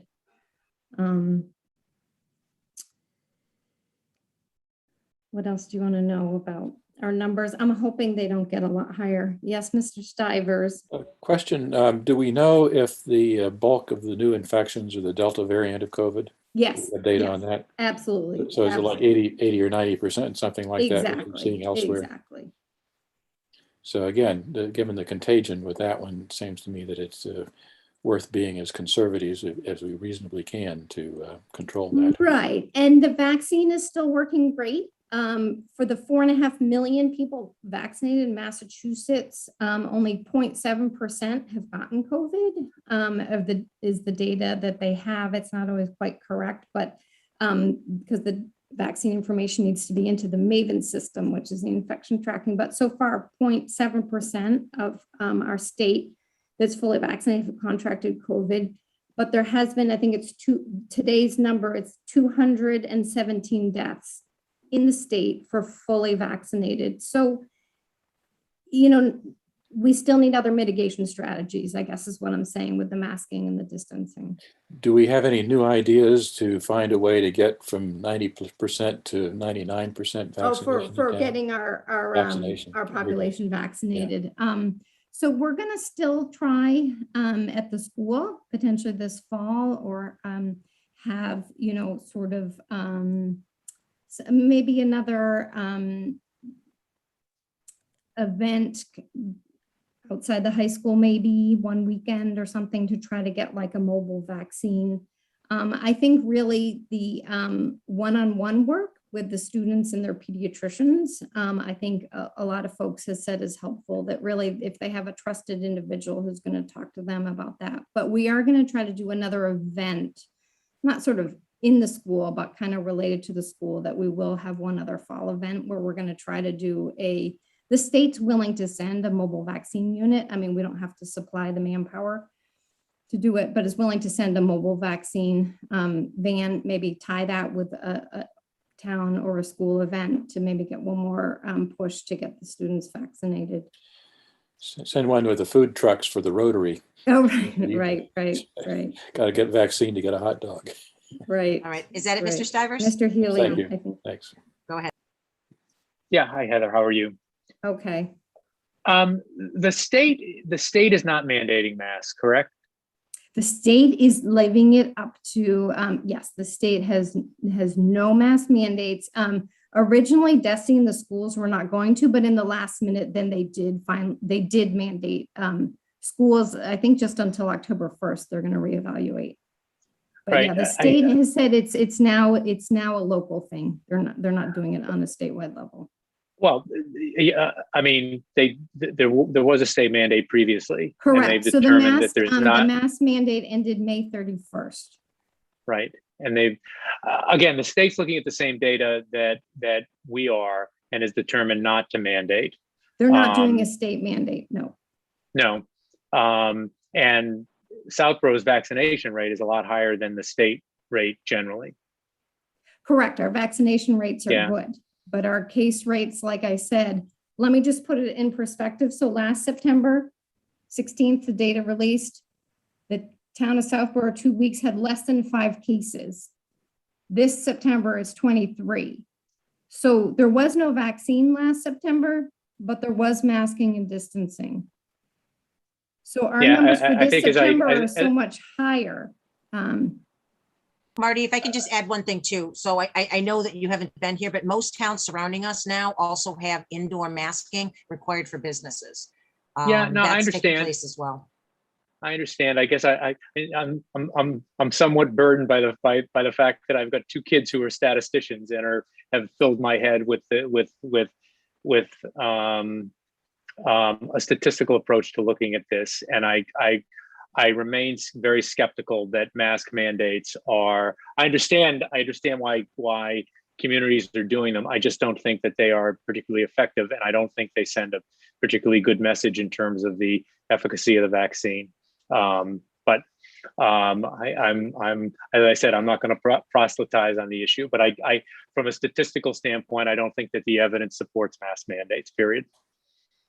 Well, I mean, it's just anecdotal, but we had May 31st was the end of the mask mandate. We had June 15th, the emergency orders were done with, and it's sort of mid-June to late June, folks in general out and about stopped wearing masks. And 2 weeks after that, our cases rocked back up again.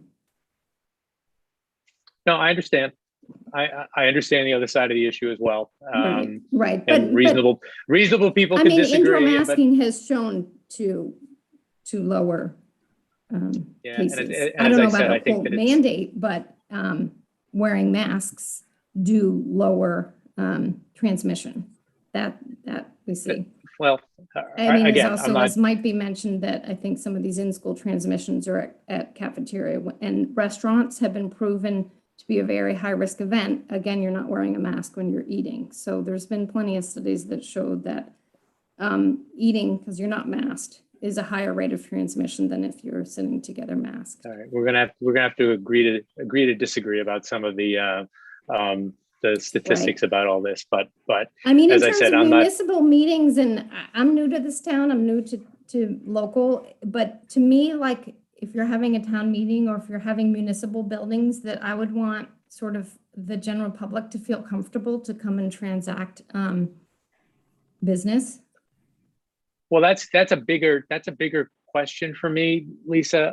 I mean, it seems clear that I mean, from the beginning of this whole thing, there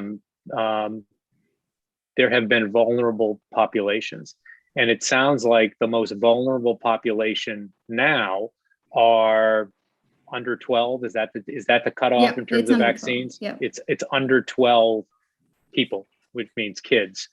And I worry from a town meeting standpoint that regardless of the 6 feet and regardless of the masking, that we are going to get a reduced, maybe a greatly reduced number of parents of young children who think it's worth the risk to come to town meeting. That's a perfectly reasonable, rational response to that vulnerable population. And whether or not that skews our potential body politic for a town meeting, I think it does. And if it does, if that's something that we're willing to live with, there's a very strong likelihood that a particular demographic is not going to be attending that special town meeting. I think that's a very reasonable conclusion. And I totally agree with you, Marty, because we're living in that kind of world right now where, we're at a playground and people's phones are going off because our other child is a close contact, right? So I do think that there's a heightened awareness of that it's really here in Southborough amongst our kids. And I do think it's truly a concern.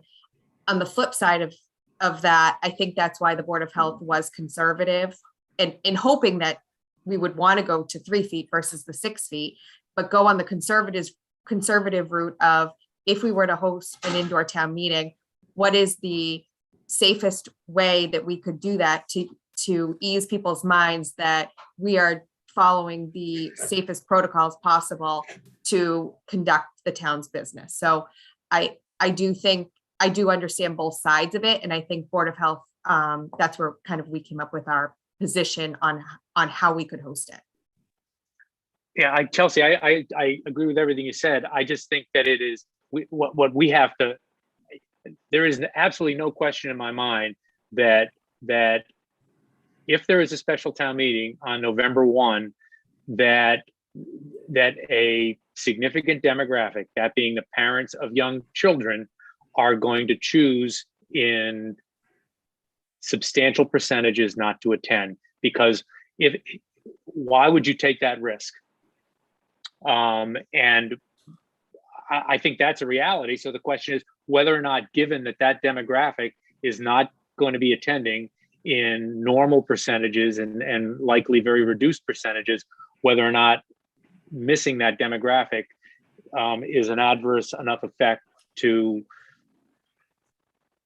either not have the special town meeting or think about another way of doing it. Because I think it's a reality. And Chelsea, you're more in tune with the under 12 set than I am. But what do you have a sense for taking the temperature of that group? That's my looking from the outside in.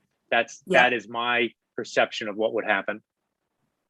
I completely agree with your assessment. I don't think that people that I've heard from would put themselves in that position. Given where we are today, and given the high number of cases for unvaccinated people who are not eligible for vaccination, right? I think that's what the issue is. Luckily we don't have urgent cases, in Southborough that are hospitalized, Severe etc. hospitalized, correct. Right, but our kids have no protection right now, and I think that's what the concern is. And I think where Board of Health took this position before we had seen all these cases in the schools. We do have a scheduled meeting next Wednesday, and this is on the agenda to talk about. But I completely agree. I do think that you're going to be missing a demographic. I also think that you could be missing some seniors who maybe are not comfortable either. Even though they're vaccinated, I think there's a lot of anxiety around being indoors, even if you're masked. So I don't disagree with you. But I also think that we need to conduct business. Now, the question is this worth pursuing for this? So can I jump in here? So I think, Marty, the intent too is, I think we're going to have some level of a little bit more information on our meeting on the 5th. I'll be honest with you. I think it's up in the air. It's a 50-50 crapshoot right now, whether we're going to have town meeting, but we have to move forward, I think, as if we are. And, my goal was to revisit this on the 5th, to take a look at where we were at in the numbers, where we were, comfortable at, to have a better idea. Maybe we'll be, because I agree. I don't think it's just the younger people you have to worry about. I think it's a lot of the seniors as well. I think you're going to get a lot of the older people as well that are not going to want to take the risk in coming. So I think that's a whole broader discussion, I think, but I think for the 5th, but I think for tonight, I think the mask mandate within the building, I'm comfortable with, obviously, it's the Board of Health's recommendation, so I don't know how we can really say no to what the recommendation is. But my question to the Board of Health would be, as far as meetings go, so it would be extremely hard, I think, for us, and I'll just speak for as the Board of Selectmen, to try to have an in-person meeting with Zoom with the mask on until we get and I know Mr. Purple is going to give an update on the SAM Zoom technology when we get to his report, but I think it would be very difficult for us to have to be 6 feet apart. And is that my understanding? Would the recommendation would be, Heather or Chelsea? We were talking about town meeting, right. But what about like in person or meetings within the town structure itself? Like the Board of We didn't Selectmen? talk about that at Board of Health. We were talking about the November 1st meeting. Okay, so, but if there's a mask mandate in place, it would make in-person meetings some level of difficult, but I would have to wonder then again, I know we're talking about town meeting and larger groups of people, but how could we not at least look at some of our selectmen's meetings? We have, a room full of people. It depends on what's going on and what's happening. How would we mandate? Are we comfortable to say that at regular in-person, say a selectman meeting, we're comfortable with having the public come in and pack a room, but we're just not comfortable with a town meeting. So I'm trying to find the compromise in that as we move forward, if that makes sense. Because I think town meeting is something we're going to definitely have to consider, but I think more urgent now is the board and committee meetings that we're currently having. And we had taken a position on and Andrew, I'll come to you next in 2 seconds. We had taken a position that, meetings were going to be in person. So that's running out. So we need to make a decision on that. And I was just curious if there was any suggestions on how we could accommodate that. And Andrew, I'll go to you next. Okay, so kind of we just kind of combined for discussion purposes A and B, right? Correct. Correct. So the most immediate thing you're saying we need to do is to extend or not extend the mask mandate for. So first of all, to Marty's point, this is actually one of the least, it's just a mask mandate for town buildings. It's not. Yes. I don't want to consider a mask mandate for private businesses or going there. Not at all. So, and I mean, one thing that I mentioned at the last meeting that to me makes me inclined to support extending it indefinitely is that the company I work at, we do it, and it's just going back to what we did before. You wear a mask while you're in common areas. It's not that difficult to do. But this is a question to Dr. Alker. Just the way it's a very interesting issue, kind of intellectually. I wonder whether the cases is really the right number anymore, because I understand that you want to prevent more and more cases because that's just more transmission and it snowballs. It's going to go to a bad place. But I mean, the number that you mentioned that was the most interesting to me was the number of people who are fully vaccinated who had a very bad health outcome. So that's I'm interested in more data on that because, I have known, anecdotally within my own family and friends of people that get breakthrough infections and nothing happens. It's totally asymptomatic. So that tends to make me think. Right. I think Mr. Healy alluded to this. It's a little bit difficult to talk about it because you don't want to, I don't think it's talked about because you don't want to sway people from getting vaccine because it really decreases the likelihood that you get a case. It decreases the likelihood if you do get a case, you're severe and you're hospitalized. And it does decrease the likelihood that if you did get a case that you die. However, it happens. And I don't think people are talking about it. And I think partly, I'm not sure. But so in this state, and I think it's 34,000 fully vaccinated folks have got it. I think it's 1,000 fully vaccinated folks have been hospitalized, and they just released they released this data Tuesday nights. It's like 217 there. 217 in this state have died of COVID who are fully vaccinated. So I guess in some ways it's, I think with the summer, folks were recently vaccinated and folks were feeling confident, in terms of, hey, we don't need a mask mandate, and that's fine. That was dropped by the state, and the state really doesn't have an interest in going there. But the kind of the thought that, hey, I'm fully vaccinated means you're totally safe, and that's your one mitigation strategy. You could still get sick. Very unlikely, but you still could. Well, I mean, that's helpful. And then on the next issue about the town meeting, how it would be held, whether it would be held, I head into this discussion strongly inclined to go ahead and hold the town meeting just because of, I'm very interested in this other thing that we talked about before you joined the meeting, a zoning thing, which, but I'm listening very carefully to what, Chelsea was saying and Lisa was saying, so I haven't really made up my mind. One point that it may become relevant, it's really more a question to Mark. There is a rule about the last two times we had a annual town meeting, and then the warrant was printed, and then it was postponed by the town moderator, I think. There was some rule that once the warrant was printed, there was some restriction on making amendments to articles. And the reason I'm thinking about this is I would like to start to bring some closure to the downtown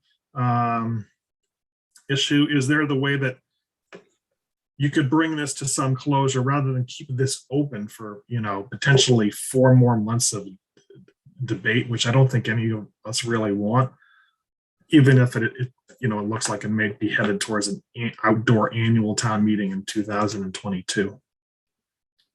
Do you understand my question, or Mark? Without a crystal ball, I'm not sure I can give you an answer. So I'm not sure where you're looking for me to go for that. So, apologize. Look, I'd like to, a lot of people have put in a lot of work on this bylaw. And I will also point out that at the town meeting in May, town meeting pretty much universally supported this second position for IT. And we have now gone since May without any action, because we also needed now to do the bylaw piece of this and create the position in the classification plan. And while there is an ability for the personnel board to approve a position in the classification plan before it goes to town meeting and have town meeting ratify it, excuse me, after the fact, it really hasn't been done. I'd have to go back and I'd have to defer to Mrs. Hale to find out if we've used this before. But, if we don't have the town meeting and if personnel board doesn't want to do it that way, we'll have to wait until March or April to get this done. And then it's going to be a whole year from now until we eventually, maybe get somebody in the position. So I understand the issues of waiting, beyond the bylaw. Some of these things, it'd be nice to do them now, but do we need to do them? No, we could wait, but there's a couple that I do understand. So I guess I'm trying to commiserate probably more than answer your question, but I do get it. I do know that the town clerk spent some time. I don't know if Dr. Alker was part of that discussion at Trotter the other day with our IT manager and taking a look at the hall. Obviously, the auditorium doesn't work if you're going to do masking in 6 feet, because you take 500 and some odd seats and you bring it down to just over 100 seats. So I think they're looking at the gym. Again, I'm not sure how many seats you can get in the gym with those parameters and the check-in areas, but I think that the auditorium is then going to be used as the overflow. And again, the concern I think that Mr. Healy brought up is real. People are going to look at this and say, look, is it worth me going out to this meeting? Is there something on here that I think is important enough that I'm willing to show up despite the precautions, despite the issues and the concerns? And does that take away from, a real, a good vetting, of the bylaw and some of the articles by, a handful of people?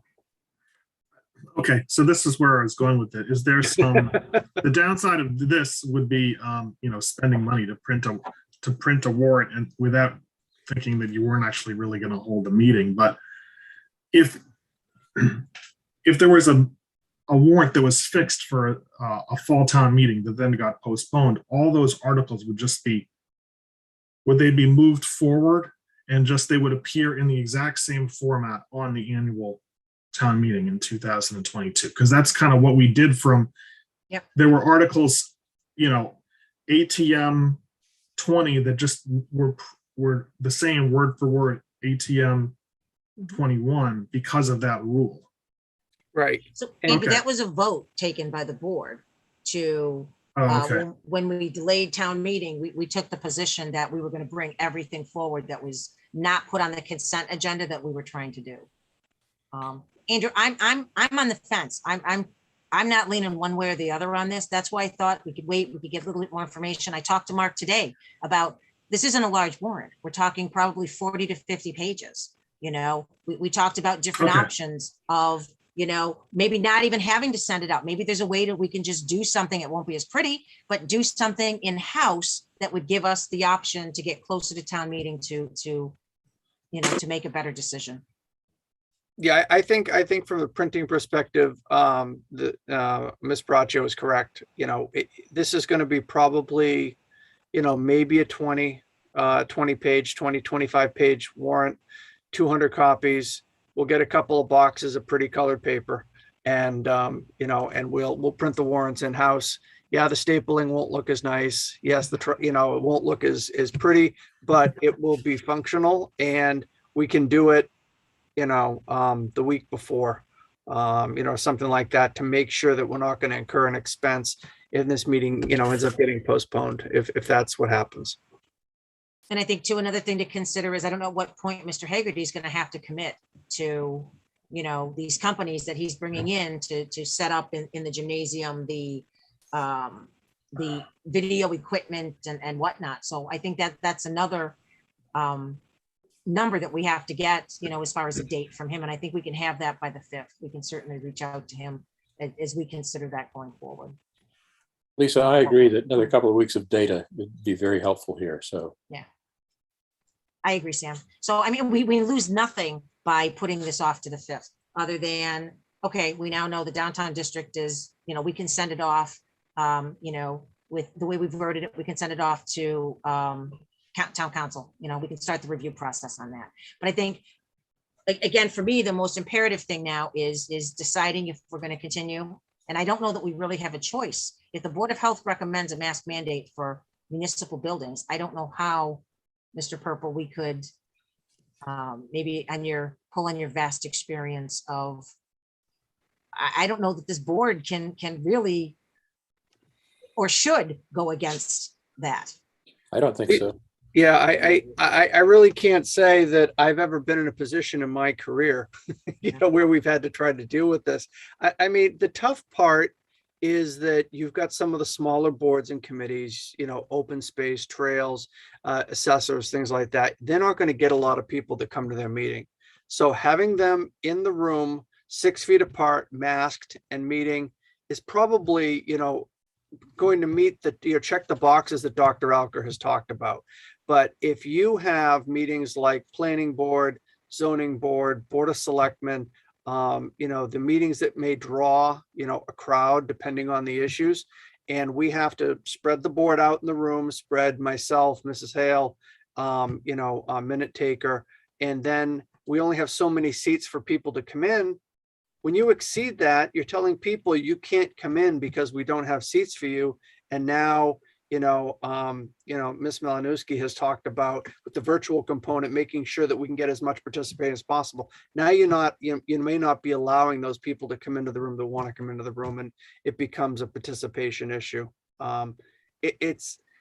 It's difficult, you know, so either you're going to be uniform about it, or what are you going to say? The smaller boards and committees that don't have a lot of participation or don't have a lot of people to come to their meetings, you're okay to meet in person as long as you check these 2 boxes. But everybody else, you know, we just can't do that. But, you know, I think, Mark, there's only 2 or 3 committees that are meeting in person now. I think obviously Board of Selectmen was one. We were meeting in person. I think the assessors, up until we made the mandate, we're meeting in person. And I don't know that they've ever had anybody attend their meetings. And I know the ADA committee has requested to be able to meet in person. You know, it's not always easy for everybody to be able to view the screen.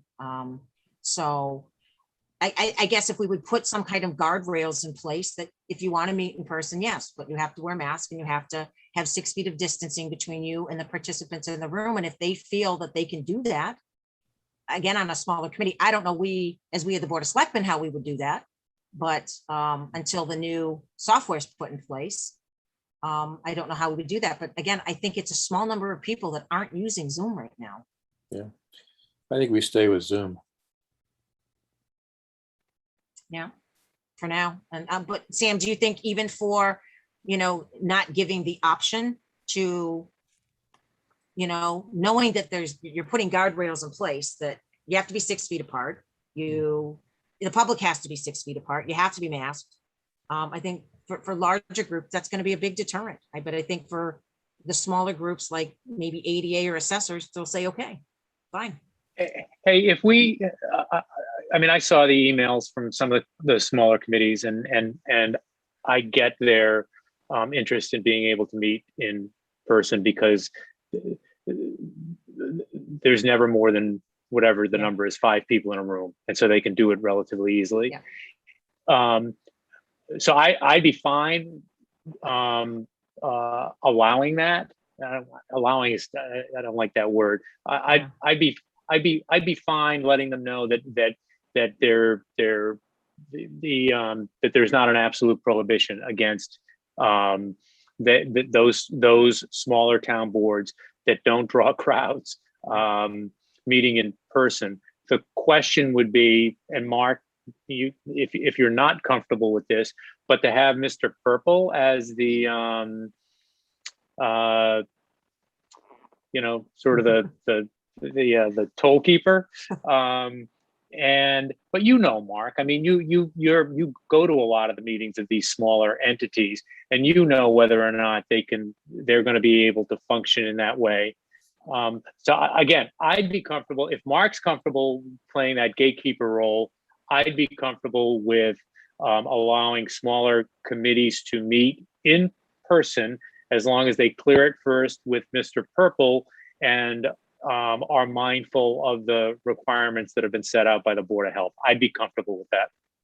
And if Mark doesn't anticipate a crowd, if some of those smaller committees might have an issue that might draw a crowd, then I think that would be part of the equation. Yeah, I'm willing. Yeah, I'm willing to be the the watcher, so to speak. I think it's just going to be reasonableness. People need to understand. If I've got this issue, on my agenda that I understand could draw a lot of people, I may need to consider whether I'm really going to do this meeting in person. But Board of Health, although, if given some of these issues, maybe they're going to start to draw a crowd. But I think that, it's common sense. Let's give it a try. Let's see how it goes. And, I'd rather give people the ability to do it and see if we can do it well. And if we can, that's great. And if we can't, then, we may have to recalibrate. So that being said. And finally, Lisa, go ahead. Can I just jump in, because I'm about to turn into a pumpkin. So 2 quick things. Mr. Purple, I'm comfortable with him being the gatekeeper. And secondly, I agree with the sentiment earlier that I think it would be odd for us to counterman the Board of Health's recommendation about the mask, notwithstanding how I might vote if it came up for a vote. So with that, I'm going to bow out. Again, I apologize. I'm going to be back in Massachusetts soon, and look forward to seeing everybody. But I'm going to check out. Thank you. Good trip. Okay. Before Marty jumps out, so the Chestnut Hill close. I know you were so close. The Chestnut Hill Farm license issue. Nope. So that's going to be tabled. We'll get to it. Okay, because that's one where I was very interested in what Marty's position was going to be. No, we're going to get to that one. That's why I put that. I didn't include that in the mix. So Marty, do you want to be included in the vote to continue? If you don't, the mask mandate with the restrictions we just talked about. I don't need to be included in the vote. Again, my sentiment is that we got it. Okay. The Board of Health's recommendation we should follow. Okay, that's fine. So based on that, Mr. Stivers, I think you're right to make this motion. Or do you want me to just say it and then you go ahead, please say it and I'll say so moved. Okay, that's fine. So is there a motion that the board continue the mask mandate for municipal buildings as recommended by the Board of Health? We'll do it in 2 phases. We'll start with that one. So moved. Second. Okay, I'm sorry. Ms. Malinowski. Aye. I'm lost with Marty being gone. Everything's switched. Mr. Dennington. Aye. Mr. Stivers. Aye. And Ms. Braccio. Aye. So then do we have a second motion that, let me think this through here, that for smaller, that we extend the Zoom restrictions for board and committee meetings, except for those smaller boards and committees that can meet the requirements of masking and 6 feet distancing for members and members of the public. So move. Is there a second? Okay, did I say that right? I hope so. Ms. Malinowski, Aye. Mr. Dennington, Aye. Mr. Stivers, Aye. and Ms. Brascio, aye. And the only piece that we left out was that Mr. Purple would, let me amend that motion if I may. Amend it to include that Mr. Purple, any boards and committees that wish to meet in person have to, I don't want to say clear it, but get sign off from Mr. Purple. How's Review that? their plans with Mr. Review Purple. their plans with Mr. Purple. Okay, so So on moved. the amended motion, is there a So moved. second? Second. All right, Ms. Malinowski, Aye. Mr. Dennington, Aye. Mr. Stivers, Aye. Ms. Brascio, aye. And Katie, I'm sorry for totally screwing that motion up for you when we do the minutes. And Go ahead, Ms. Chelsea. Brascio, can I just make one clarification? So Yes. because I voted as Board of Selectmen the first time around, I abstained from the vote on Board of Health. And so I'm voting as Selectman here. So I was trying to stay consistent on where I voted. Okay. We need that's to get wonderful. hats for you to make sure that. I know. Which color am I wearing? Dr. Um, Alker, thank you. Oh, yes. sorry, go ahead, Chelsea. I was just going to say thank you, Dr. Alper, for joining and for Thank you. providing all those stats. Much appreciated. Have a great night. Good All night. right, now we're going to go back up on the agenda to where we left off. So Chairman's report. So just a reminder that this Saturday at the Public Safety Building is the CERT and MRC recognition for the over 300 hours that the volunteers were able to do. I know we've had RSVPs from everybody, so I thank the board for that. That's just a reminder.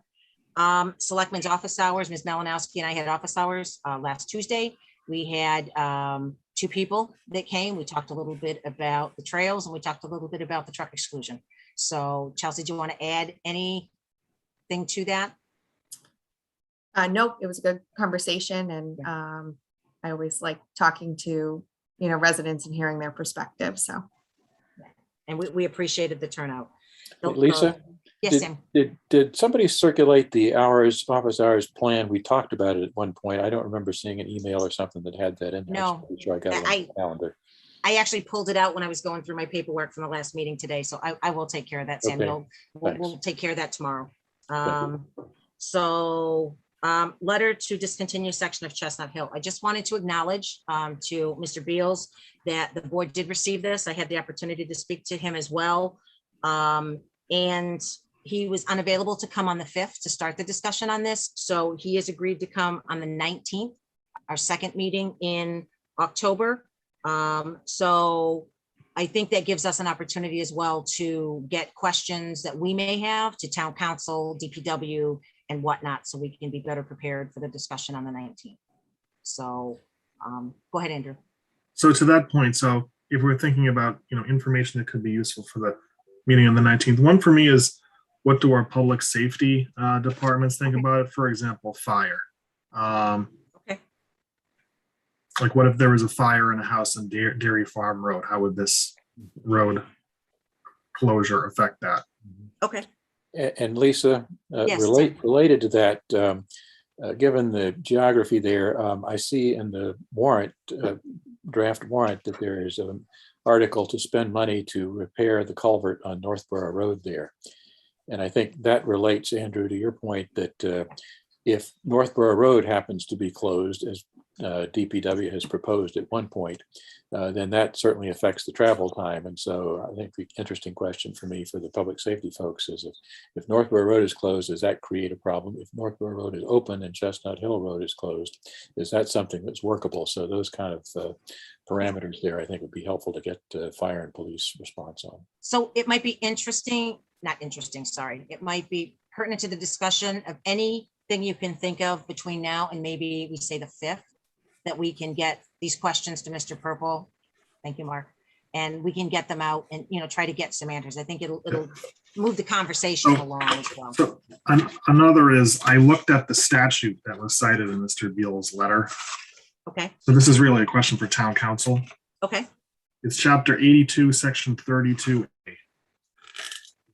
And it seemed to suggest that in order to actually do this, that the board of, the town would need to make a finding that the public way has become abandoned and unused for ordinary travel, and that the common convenience and necessity no longer requires said public way to be maintained. Now here, the road has not become abandoned or unused.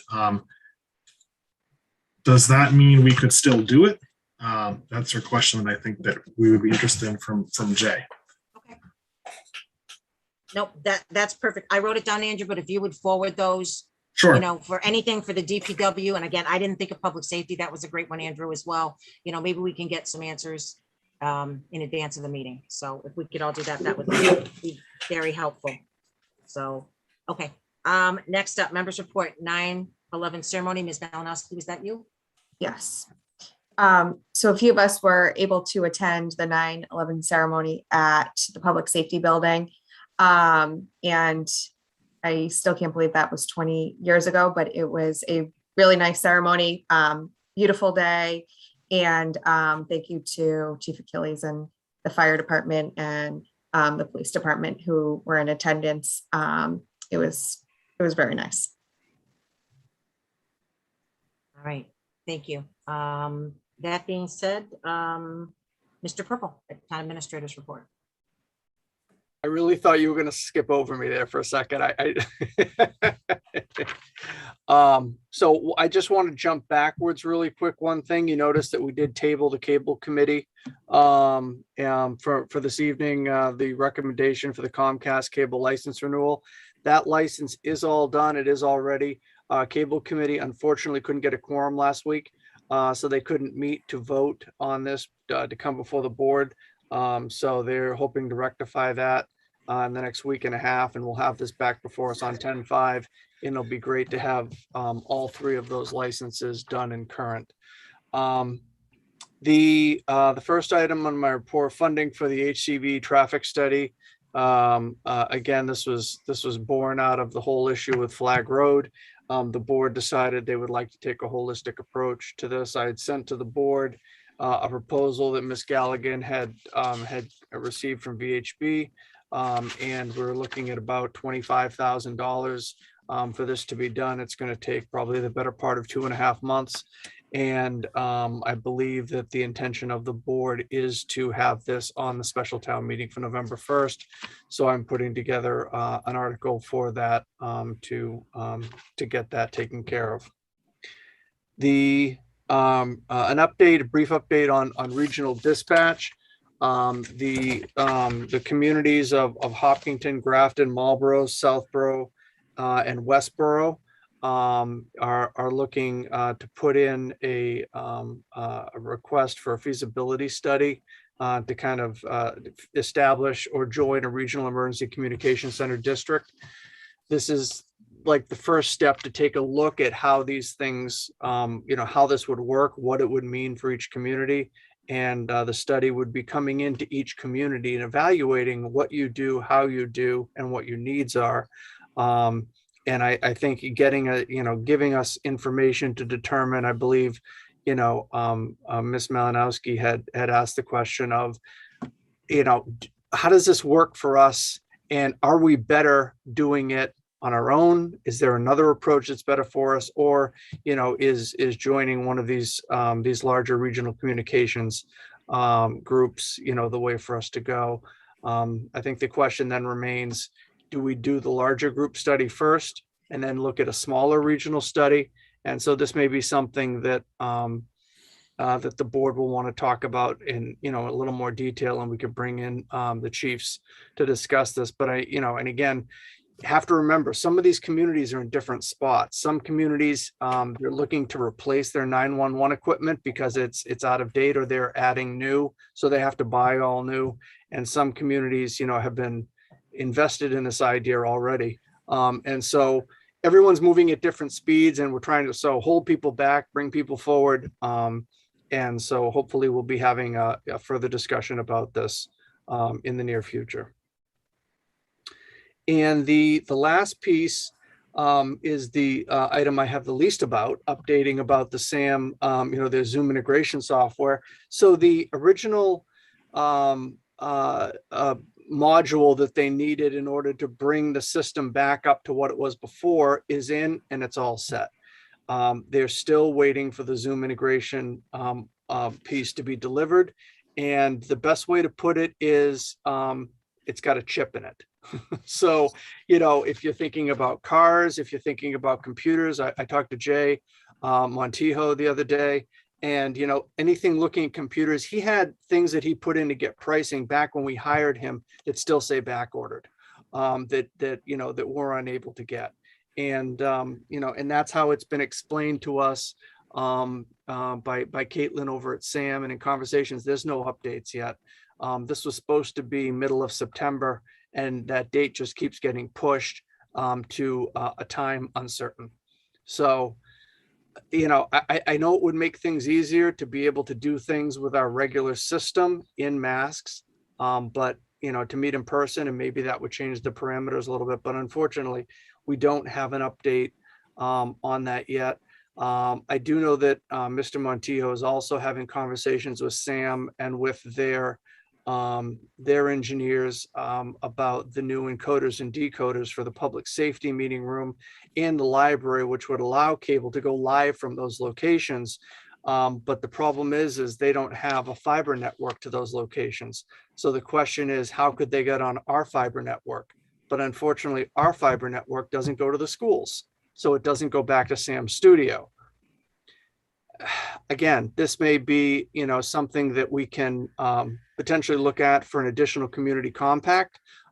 This may be something that we can look at for ARPA to try and provide that connectivity so that we can do some more live meetings, from different locations. So again, continues to be a work in progress.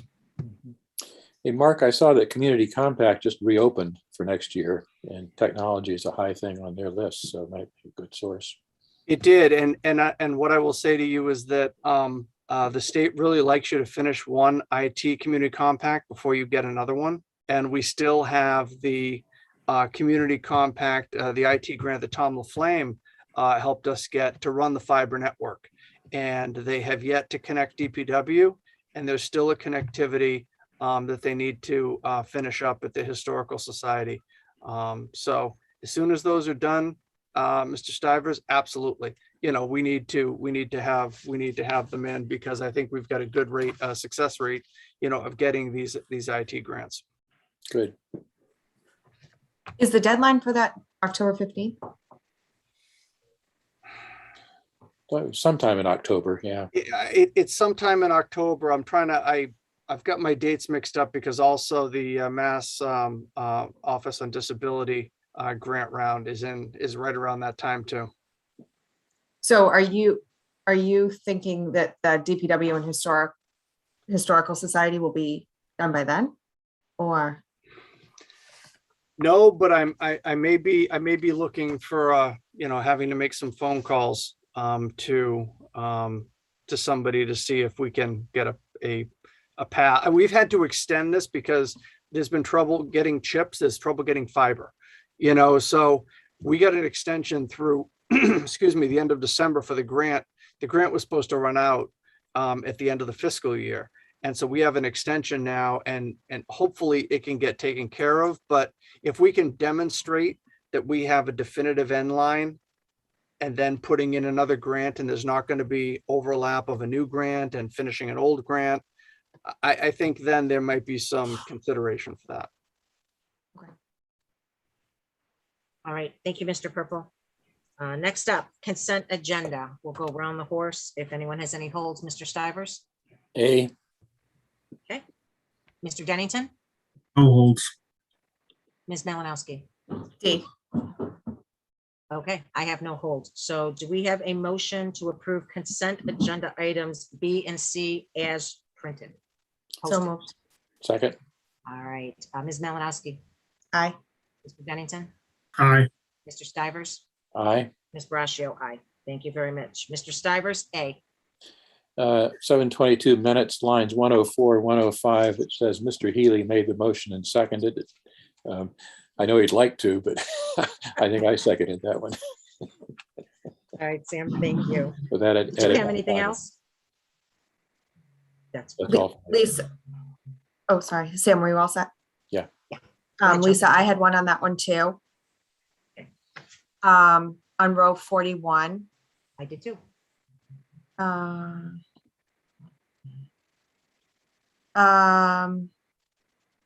Is continuing. He added that this provision allows the demolition to proceed early if the commission is satisfied that the homeowner is continuing their preservation efforts. I think it, what it should say is something like, Exhausted. Has exhausted. yeah, exhausted That's what I or wrote. pursued, not, because they're not, if they're not going to demo, then, I mean, if they're going to demo, then they're not continuing their preservation efforts. Okay. So how about has exhausted or pursued? Yeah, Okay. exhausted's probably a better. Yeah, I had exhausted on mine, so Okay. I Okay. had that hold as well. Okay. Did you have any other ones, Chelsea? No, that was it for that. Yep. And Andrew? I probably asked you this already. I'll come back to you again. Are you good? All set.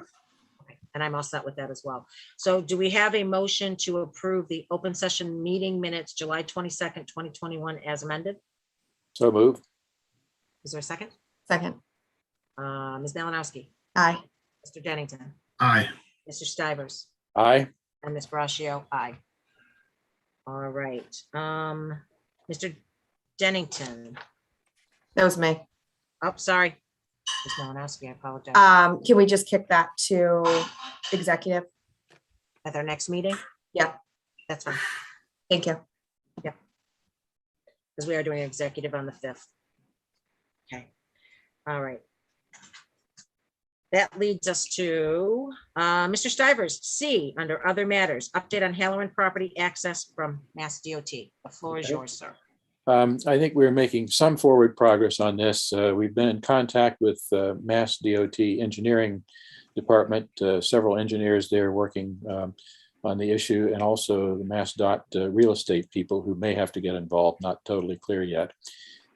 Karen Galligan has actually filed an access permit application. They've got a electronic system that you have to make the request through.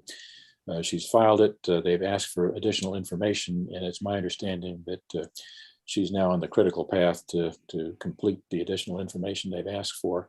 In my conversations with the MassDOT people, it appears that this is not an unusual thing for them to do. So there's clearly a track record for them to do this. And one of the comments was that the current Baker administration has pushed MassDOT to allow access to open space when reasonably possible to people. So it's, I think there's some momentum to do this, but again, we need to get the final paperwork on the application and then see where they go from there. But so far, at least, nobody has said no beyond the initial response was probably not going to happen if you're infringing on the right of way, which we are not in this case. So I remain cautiously optimistic, and I'll let people know as we learn any more. That's it. Great, Sam. Thank you. Any questions? Andrew, Chelsea? Andrew, you look puzzled. Do you have a question? I do have a question more about the detail, but maybe I'll just ask Sam later. You sure? Sure. I mean, can you just explain this a little bit more? Because where is this? Because a couple of meetings ago, when we approved the conservation restriction for the Halloran property, I started to look, okay, where is this? How do I get there? And I've been actually looking for, so I think I know where you're talking about, but I'm not sure. Could you explain it? Very difficult to get there, actually. I tried and I couldn't get it there. So I think I know what you're talking about, but can you explain? I think it's about 18 acres or so in two different parcels. It's just north of the Pike, across the Pike from Fenn School. There's a little stub that used to be Richards Road as you're going north on Parkerville Road. Just under the Pike, you can turn right on a little stub road that actually goes one part of it. Technically, there are two access points, one I think on Boswell Lane, another maybe on Hubley, that are paths maybe 10 feet wide, one of which is up a hill. and both look like that you're tromping through somebody's yard. So technically it qualifies as access, but practically speaking, it's very difficult. Because so- I looked it up and found that there was access from Hubley Drive. So I drove up there and tried to find, and I could not. It all looked like private residences. So and that's indeed the issue. And so it turns out that the pike right of way is 150 feet on each side of the center line of the pike. And right as you go in that stub road, you will see that the chain link fence actually goes parallel to the pike and then takes a 90-degree turn to the left or to the north for about 30 feet and then continues parallel to the pike. Apparently, the property they acquired when they built the pike actually was not only 150 feet, it was 180 feet wide, or off of the center line of the pike. So there's a 30-foot corridor in there that presumably they could give us access to for about 500 feet down there to get a 30-foot wide access corridor that would get into that part of the Halloran property that would allow, again, access much easier for people to get in there and out of there. And there's even a minor amount of parking on that stub road, but not much. So again, they could do that technically, and I'm hoping that they will see it that way and give us that access. So that's a practical access that we really haven't had before. Okay, thank you. Andrew, that was actually a good question because there may be some people that may watch this later that may have the same question. So that was actually a really good question. Good, thanks. And then Andrew, will need you with your chainsaw and weed whacker to cut through the path out there to actually make it work. Not the one on Hubley Lane, because I went there and it really looked like this. This is the new one. We need a 30-foot wide path, 500 feet long. So. Okay, well, it actually could be a good Boy Scout project, right? Could be. Yeah. That's right. Could be. Eagle Scout. There you go. All right. Thank you, Eagle Sam. Scout, Thank that's you, right. Andrew. Thanks. So next on the agenda is item D. So this, Mr. Purple, I'm going to jump to you in 2 seconds. So at the request of the trustees, they're requesting for us to refer this to 10-5, but Mr. Purple has had conversations with town council and he also spoke to DA Hayden. So Mark, I will punt this to you. Thank you. So I did have a conversation based on the questions that the board asked last time. If you recall, when this issue came before the selectmen last year for the one-day licenses, and in my conversation with DA Hayden today, she had said that the context was a little bit different because I think there was some hikes involved with it, but still the one-day beer and wine license attached. And the comment that the trustees made as well, this falls under educational. And the board didn't agree. The board didn't issue the licenses. So the licenses came before the town again this year in terms of their fall fun on the farm Sundays in October. And the same question persisted. The board asked to have new counsel, Jay Tallerman, take a look at this. And I had some conversations with Jay. I don't have anything officially, in writing from him. But the gist of the conversation is that, there is a definition for for educational activities in the CR. And, it's up to the applicant to demonstrate that the activities at the farm are primarily educational, and that, that the sale of alcohol, the food trucks and everything are ancillary to those things. Now, if they're not claiming it's an educational use, but it's incumbent upon the applicant to demonstrate, and explain why. It doesn't appear that they've done that yet. I did have a conversation with Ms. Hayden and with Rob Warren, who handles a lot of the properties for the trustees. And they're still a little bit unclear as to why the board won't approve this. And so they've asked for a little bit more time to table the issue until October 5th. And I believe that one or both would attend the meeting on 10-5 to speak to the issue. But again, I think given the information provided, council doesn't feel that they've made their case as to this being, an acceptable use.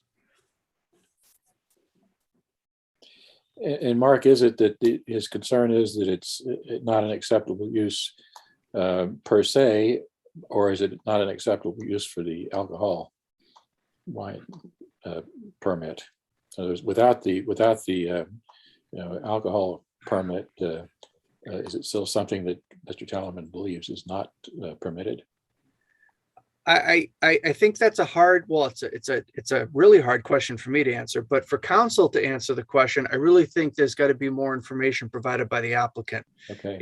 So is it, my conversation with DA today was, well, everything up at the, everything at the farm doesn't need to be educational.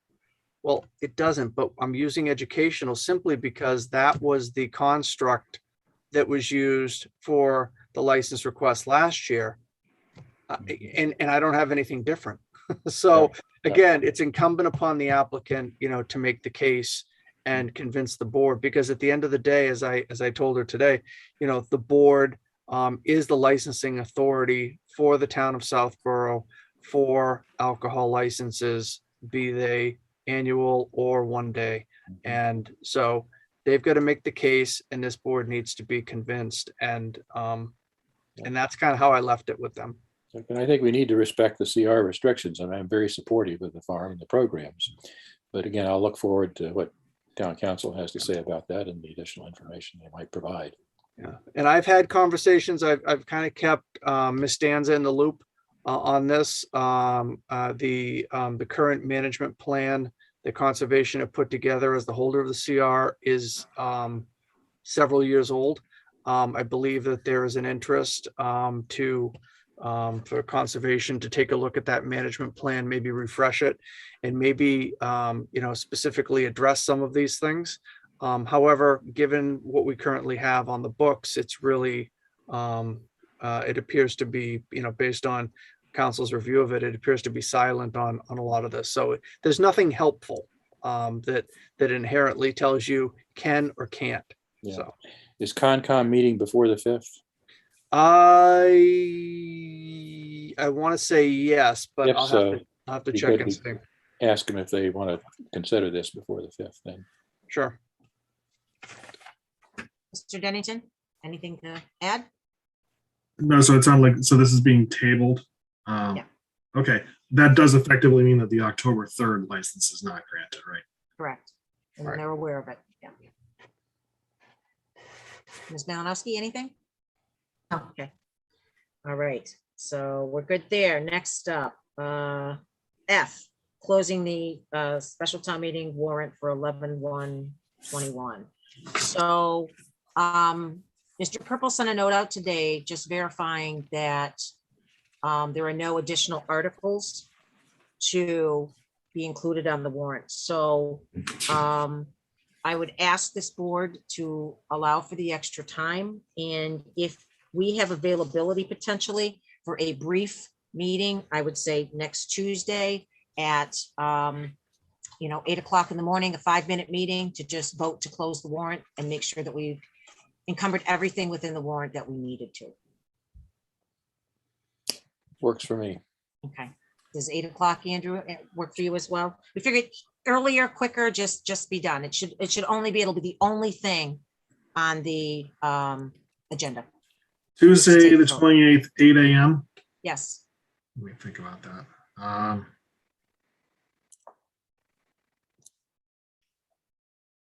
Can we do 8:30? Ms. Malinowski? I know you guys. Sorry, it has to kids. do with school, Yeah. bus times here. But I guess Chelsea's in the I same. have 3 drop-offs on Tuesday, Oh, starting okay. at 8:30. Well, I'll, So so I you- could do 7:30. Is that better? That's fine. you know what, I can, okay. That works for me. Who's got the quieter car? Definitely not me. So no, does the 7:30, and again, Andrew, it's the only thing, and it's just Yeah. gonna be to take a Yeah. vote to close the warrant. That's basically. it. Okay, does Marty know what we just signed him up for? Is Marty It's fine. available? I'll let him know. I'm sure he'll be fine, but we'll follow up with him as well. Okay, So Tuesday So at s- 7:30 a.m. Can we talk about the articles though that are in the draft? Absolutely. So that Yes. Go right ahead. Mark I gave an just- updated. Did you get the Yeah, updated? copy? you know what, he did, yeah. Sorry, I got pulled up. Yeah, nope. Better to do it now, Chelsea, than to try to do it at 7:30 when we still have a Right. 5-minute meeting. On the Board of Health one, can we update it to be Board of Health salary / benefits, salaries / benefits? Yeah, like I said, it's simply the placeholder, but that's fine. And I did get a real late email from Mr. Ballantyne giving, and I haven't even looked at it yet, as a draft as to how that article would look, because you Okay. had asked to have that for your meeting. So that's I coming did. shortly. Okay, thank you. And I just had a question on the downtown Mhm. article. Yep. I know, as Karina explained last night, you need to adopt a new map anyways. Yes. So my question is, regardless of which map is adopted, would that be included as part of the downtown district article, or is it a separate article depending on which map we do? Sounds like a legal Okay. question.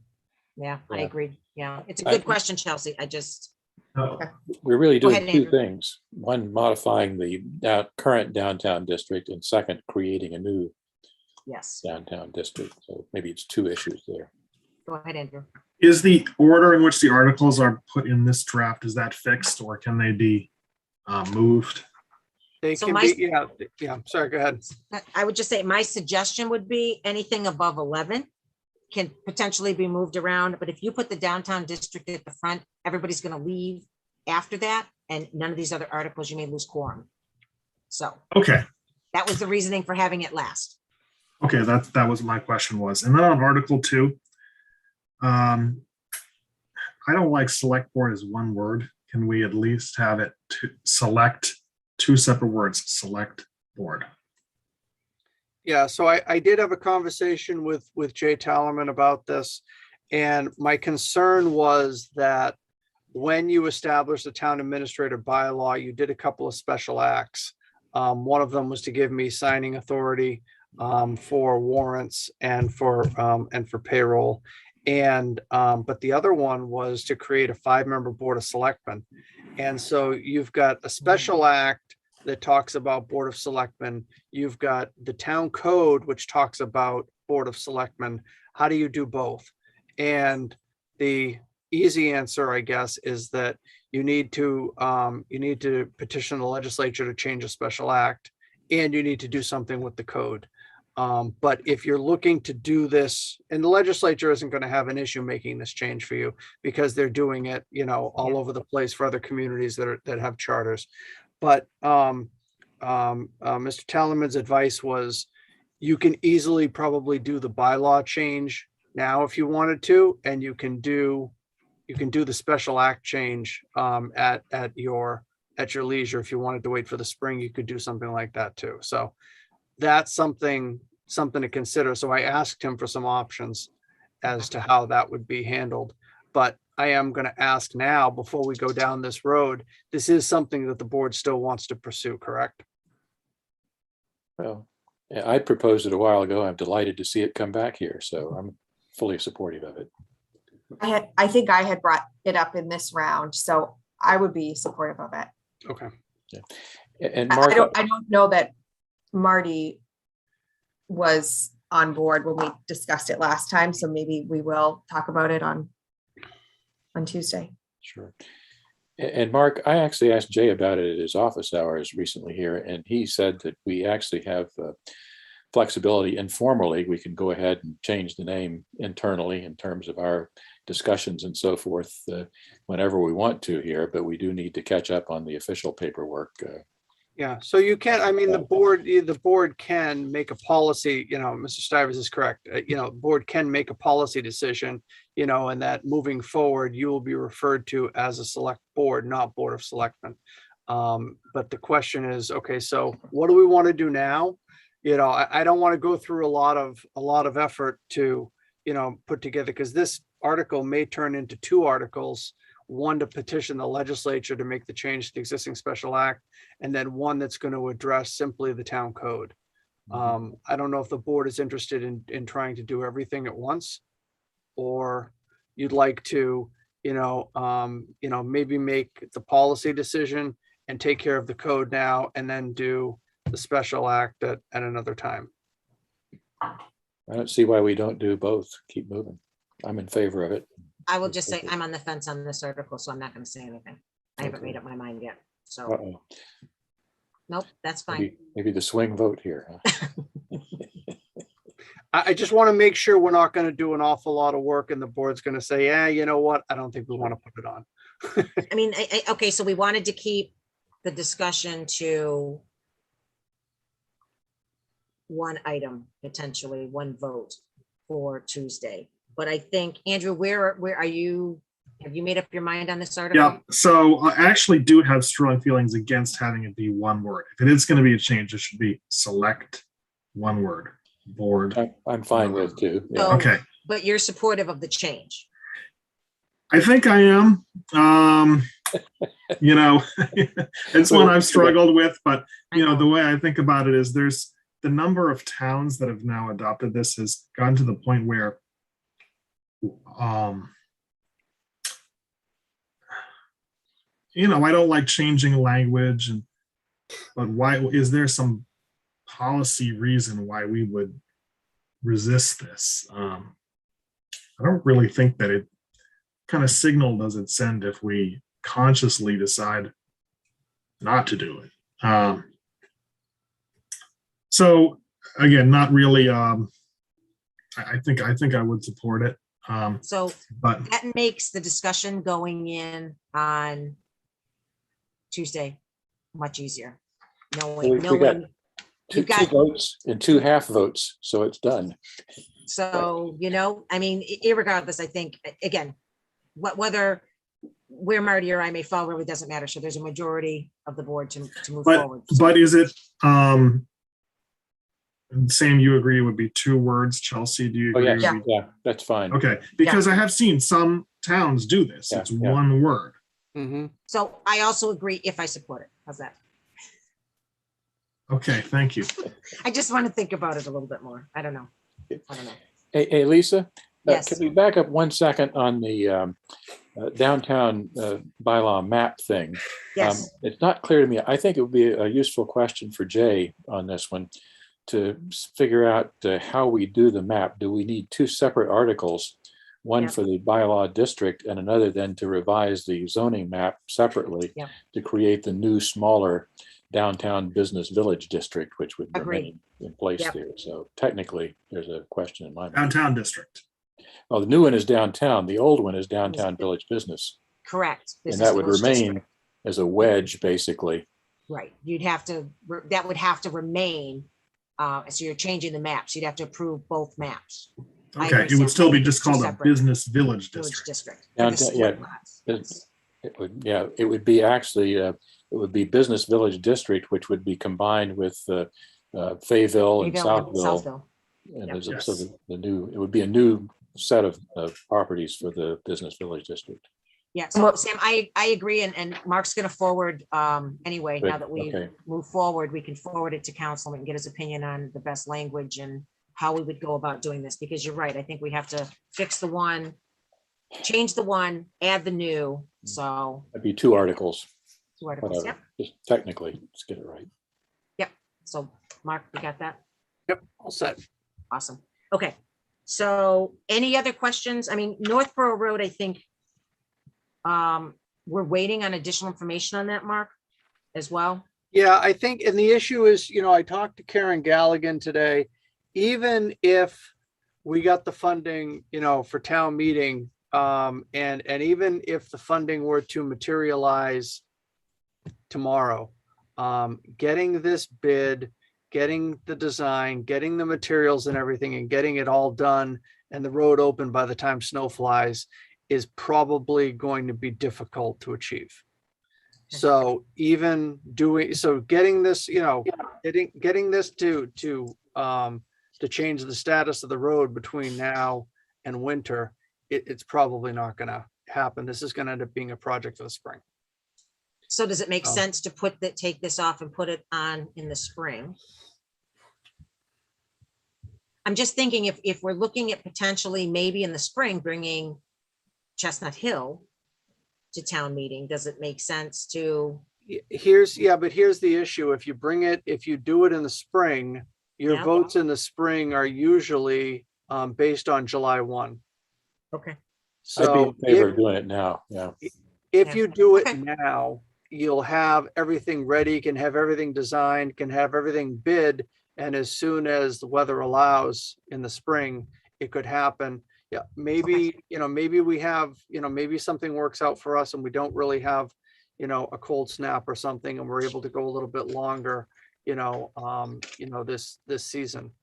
So. No, that makes sense. It was just, I was trying to weigh the options here. So does anyone else have anything further on the articles at this point? So we will get from town council the answer on the maps. So when we close the warrant, hopefully we'll have all that information on there. Okay. Yep. Okay.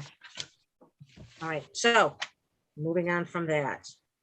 Office hours for town council. So Mr. Stivers had reached out to me about opening up, because initially we had discussions on opening the office hours to boards and committees as well as department heads and staff and whatnot. And we both have a different recollection, which is fine. So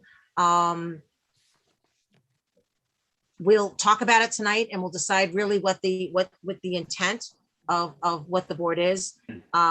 So I will just say that part of I'm not against opening it up to boards and committees, but I worry about, we have a 2-hour window once a month and there's other business that has to get done and we have a process of filling out a form. So I don't want to circumvent the process that's in place already. And I just worry about having such a small window. And if town council doesn't necessarily have enough time to address all these things. Sam, that's my concern. And again, I think there's ways around it. I think potentially if we follow the process and people fill out a form, and if Mark has an idea of what's going on, and if it's something simple, then it probably fits in. But my concern is just opening the door. Is somebody gets in before planning board and planning board's got a question that they really need an answer to today, they're a permitting board. So I guess I would just ask to do some level of priority, but still keep the same structure with having some control of the legal requests that come in. Mhm. So And I'll let you go. Sam. Good points, Lisa. And again, where I was coming from was actually in the meeting, in the minutes we approved tonight for July 22nd, Mr. Healy made the observation that included boards and committees I saw in that. terms of this access. And I would actually tighten it up some. It seems to me the right model is to have the chairs of boards and committees have access to this, because I agree with you. You don't want 47 different committee members coming in and doing it on an informal basis. So and I'm also fine with, for example, department heads seem to me ought to have a fairly clear shot at it. And board and committee chairs, I would think, would be well served by filling out a form and saying, here's what I want to talk with town council about, and at least letting Mark know. And if Mark, gets 47 requests there, they can do some filtering and say, hey, we only got a limited amount of time here, so maybe next month or whatever. And particularly also to have Jay do an update for Mark particularly, and maybe us, on sort of what happens at those sessions, to keep an eye on what's going on there, I think would be useful feedback to hear what's happening there in terms of who's coming in. I've actually attended all 3 of them, and there was plenty of dead air time and beyond what I was talking with Jay about. But again, I think we got plenty of capacity now, but it may well be, as people learn more about this, that it becomes more popular and becomes a capacity issue. And at that point, I think we could sort of figure out, what do you do next? Is that we meter it out more actively then? So I just think it'd be interesting to see how people respond to it. And if it's useful, great. If it's overloaded, then we'll cut back some. Okay, Mr. Purple? Yeah, so I don't disagree that we should at least have an understanding of what kind of time this is going to take. I think it's more important to put a policy restricting selectmen's time with council during these office hours. Wait a minute. And yeah, I had to drag Mr. Stivers away so some of the department heads could get in there, but no, in all seriousness, I think that, now that we're on a stipend, people are like, okay, so it's not a money issue. So we should come in and be able to do these things. We have not scheduled people because I think it's been alluded to by Mr. Healy earlier, Jay is running through some of these issues. He can meet with a board, he can meet with a department head and take care of their issue in 5 minutes, and they can walk away knowing what they need to do. So scheduling 15 or 20 minutes for an issue may not be the best way to do this. I think when it comes to the boards and committees, if we want to limit it to the chairs, I think that's fine. But what I would still like to see to have at least some type of, some type of, I don't want to call that a restriction, but just some type of handle on the process is that the board and committees, or the chairs and that still need to fill out the legal request form.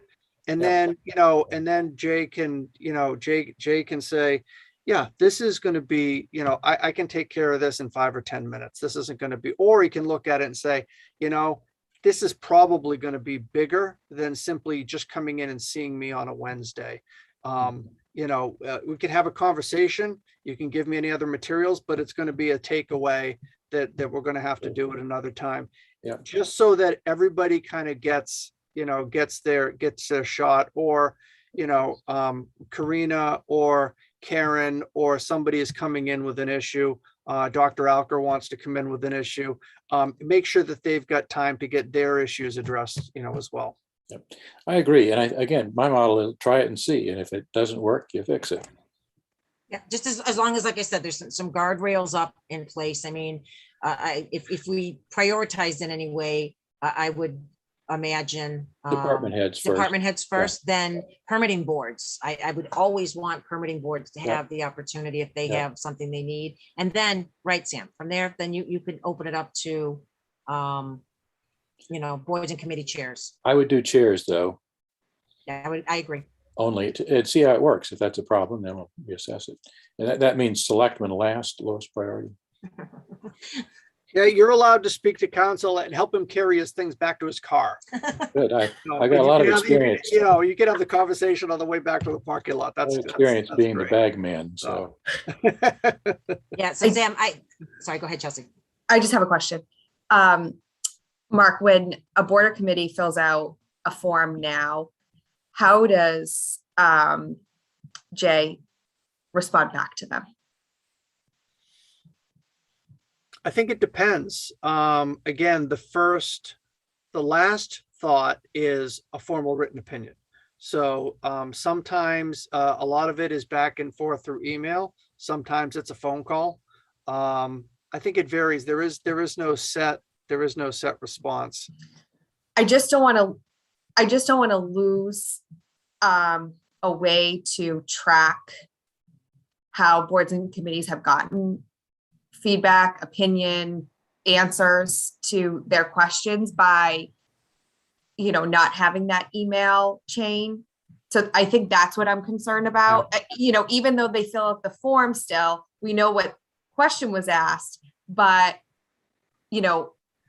how it was responded to, if the board or committee chair is asking the question and then bringing it back to their committee, then I think we're subject to interpretation. And so I actually am not in favor of opening it up like that unless we have a way to not lose that.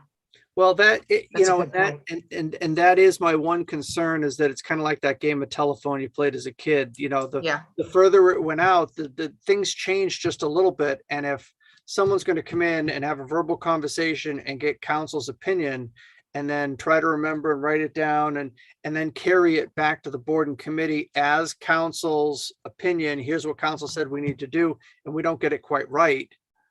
You know. Yeah. And That's why I'm I trying not. suggested to keep a log. Yeah.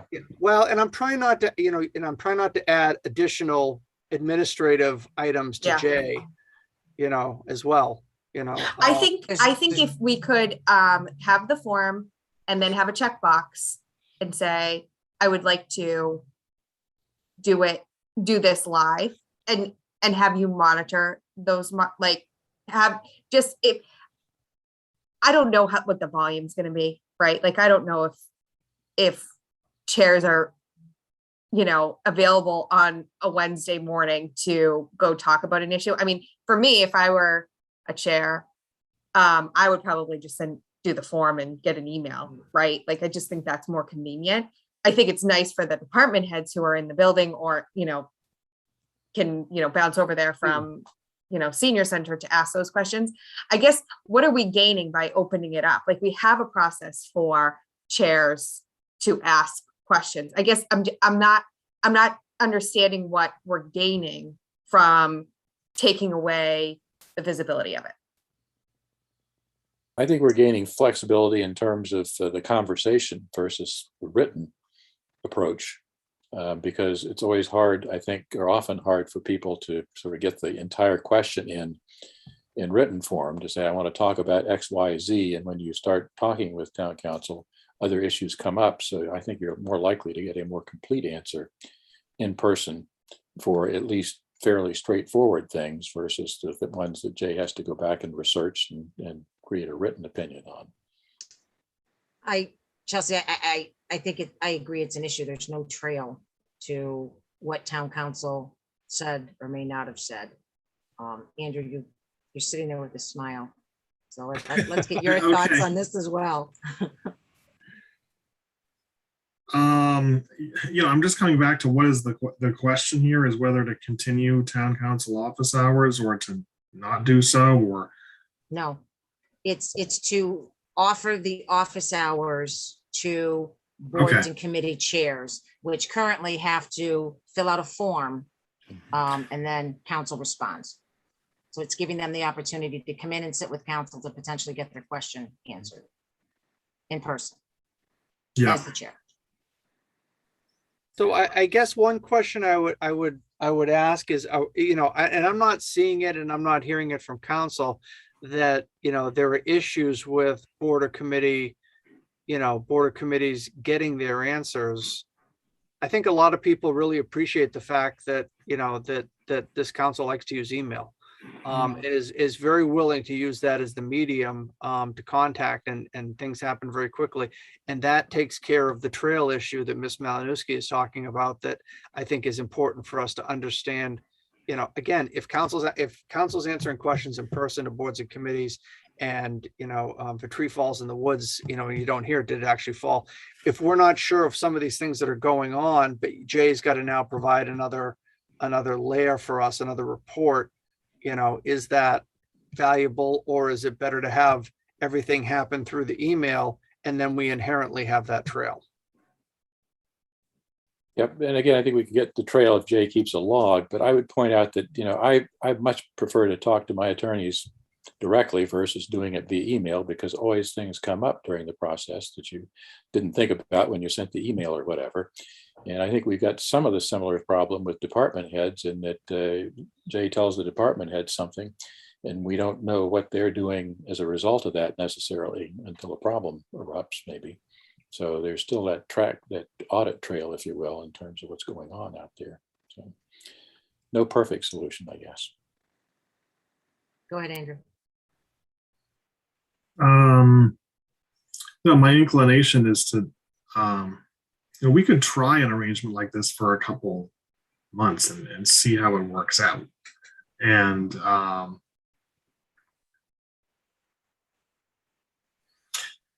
so, Mark, what you're talking about, so where, let's say a board or a committee chair sends an email to Jay asking them a question, can they do that without your permit? Okay. No. Nope, it's No, just So one they, measure so they have board to- and committee Good. members, yeah, so board and committee has to fill out the legal request form.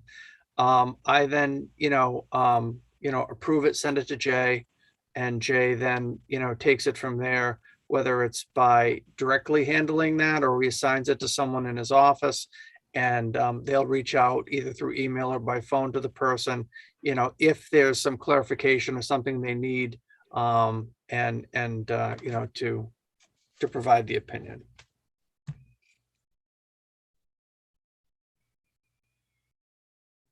Okay. So I'm happy to try it for a couple of sessions and then I can report back and, let you know how this is working. I'll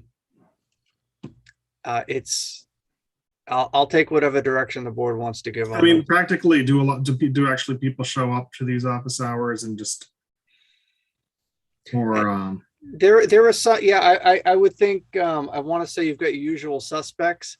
I think the town planner takes great advantage of having counsel there and Okay. being able to ask things.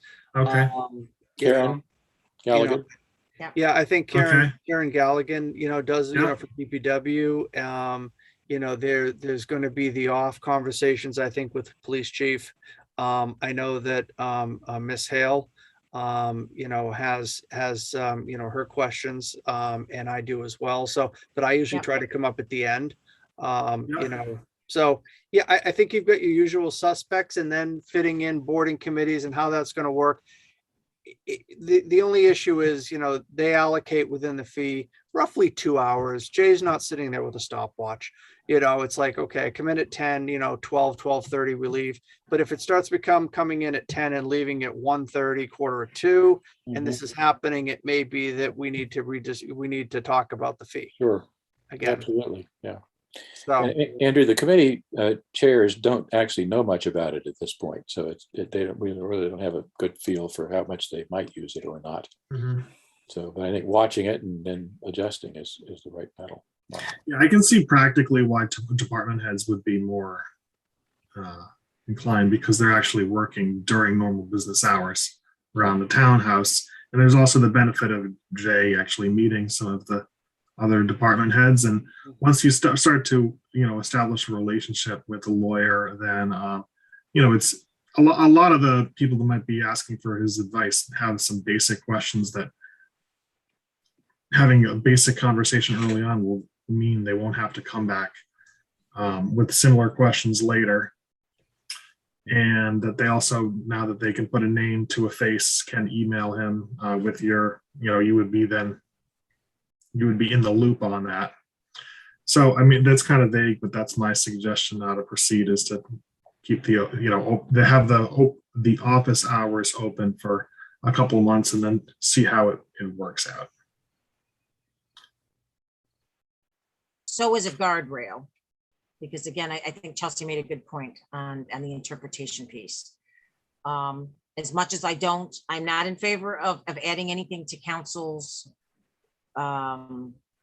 administrative duties, but I'll tell you, Mark, I would have some level of confidence in, if it's something simple they're coming to him for, it takes 2 seconds to jot down on the same form what he's told them. And, then we have some idea instead of waiting and having something come up at a meeting and somebody say, well, I was told by council this, and we're going, what? He couldn't have said that. So why don't, and I don't disagree. So why don't we do, so the board and committee chairs are going to have to fill out the legal request form, for them to come in to be able to do this.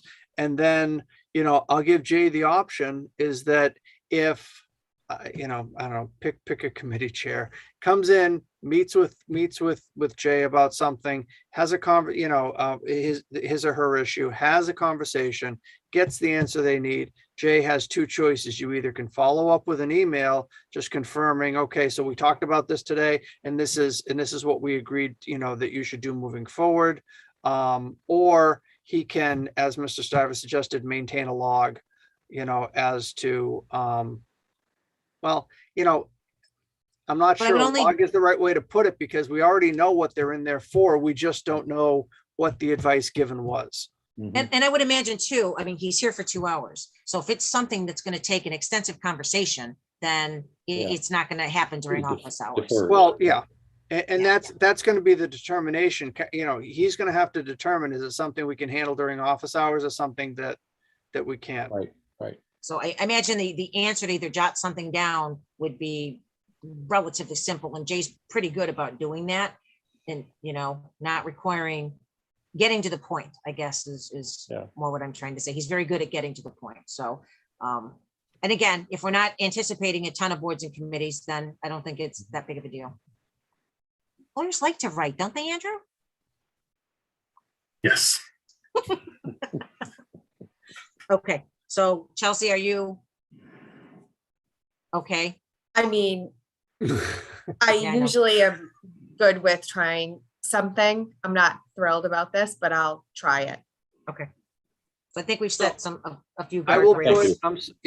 put, I will put the guardrails up on this and so that we can really have a way to evaluate whether it's valuable or not. Yeah, okay. Are these electrified guardrails? Yeah, 6 foot. Okay, so next up is the remote working policy. So Vanessa had got some edits from department heads that are incorporated.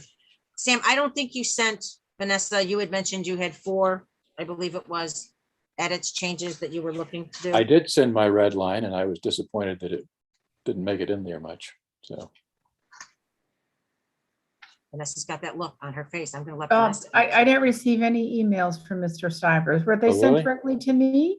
I thought I did. I'll go back and look. Maybe didn't make it. Okay. Thank you. But again, nothing fatal there, just sort of style stuff. But I'm okay with it as presented here, basically. Okay, so, and Sam, we can always make little tweaks after the fact too. It takes- Not a huge deal. Okay, that's fine. So I was fine with what was presented here as well. Chelsea, did you have any comments or thoughts? No, just curious if there was any staff, department head feedback on doing something like this. In general, I had a few offhanded, oral comments that people were very pleased that the Board of Selectmen were talking about this and very thankful. Okay. I'm good with it, Lisa. Thank you. Okay, Andrew? I was also good with it, and that, Sarah's departure clearly illustrates why this is something, why that's going to be a perfect example of why we should have a policy like this in place to try to retain people like her. Yep, I agree. All right, so that being said, it seems like we are all in agreement. Do we have a motion? Oops, sorry, go ahead, Vanessa. Was it somebody? Nope, my mistake. I don't think sorry. she's going to get in the way of you. Nope, I'm also in support of it as written. So do we have a motion to approve the remote work policy as presented and edited? So moved. So moved. Second. Ms. Malinowski, Aye. Mr. Stivers, Aye. Mr. Dennington, Aye.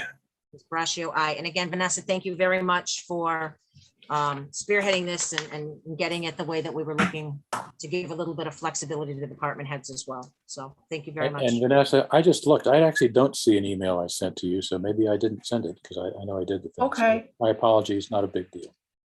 Okay. Thank Thank you, you Sam. to all of you for your support in this venture. Okay, next up, public comment. We have 3 wonderful people that have hung around all this time. If you would like to comment, please raise your hand. Going once, going twice. All right. That being said, You got Yeah. one. oh, we did. Oh, not quick enough. All right, Tim, come on over. Good evening. Evening. State your name and address for the record, please. I should have done that with Mr. Miller too.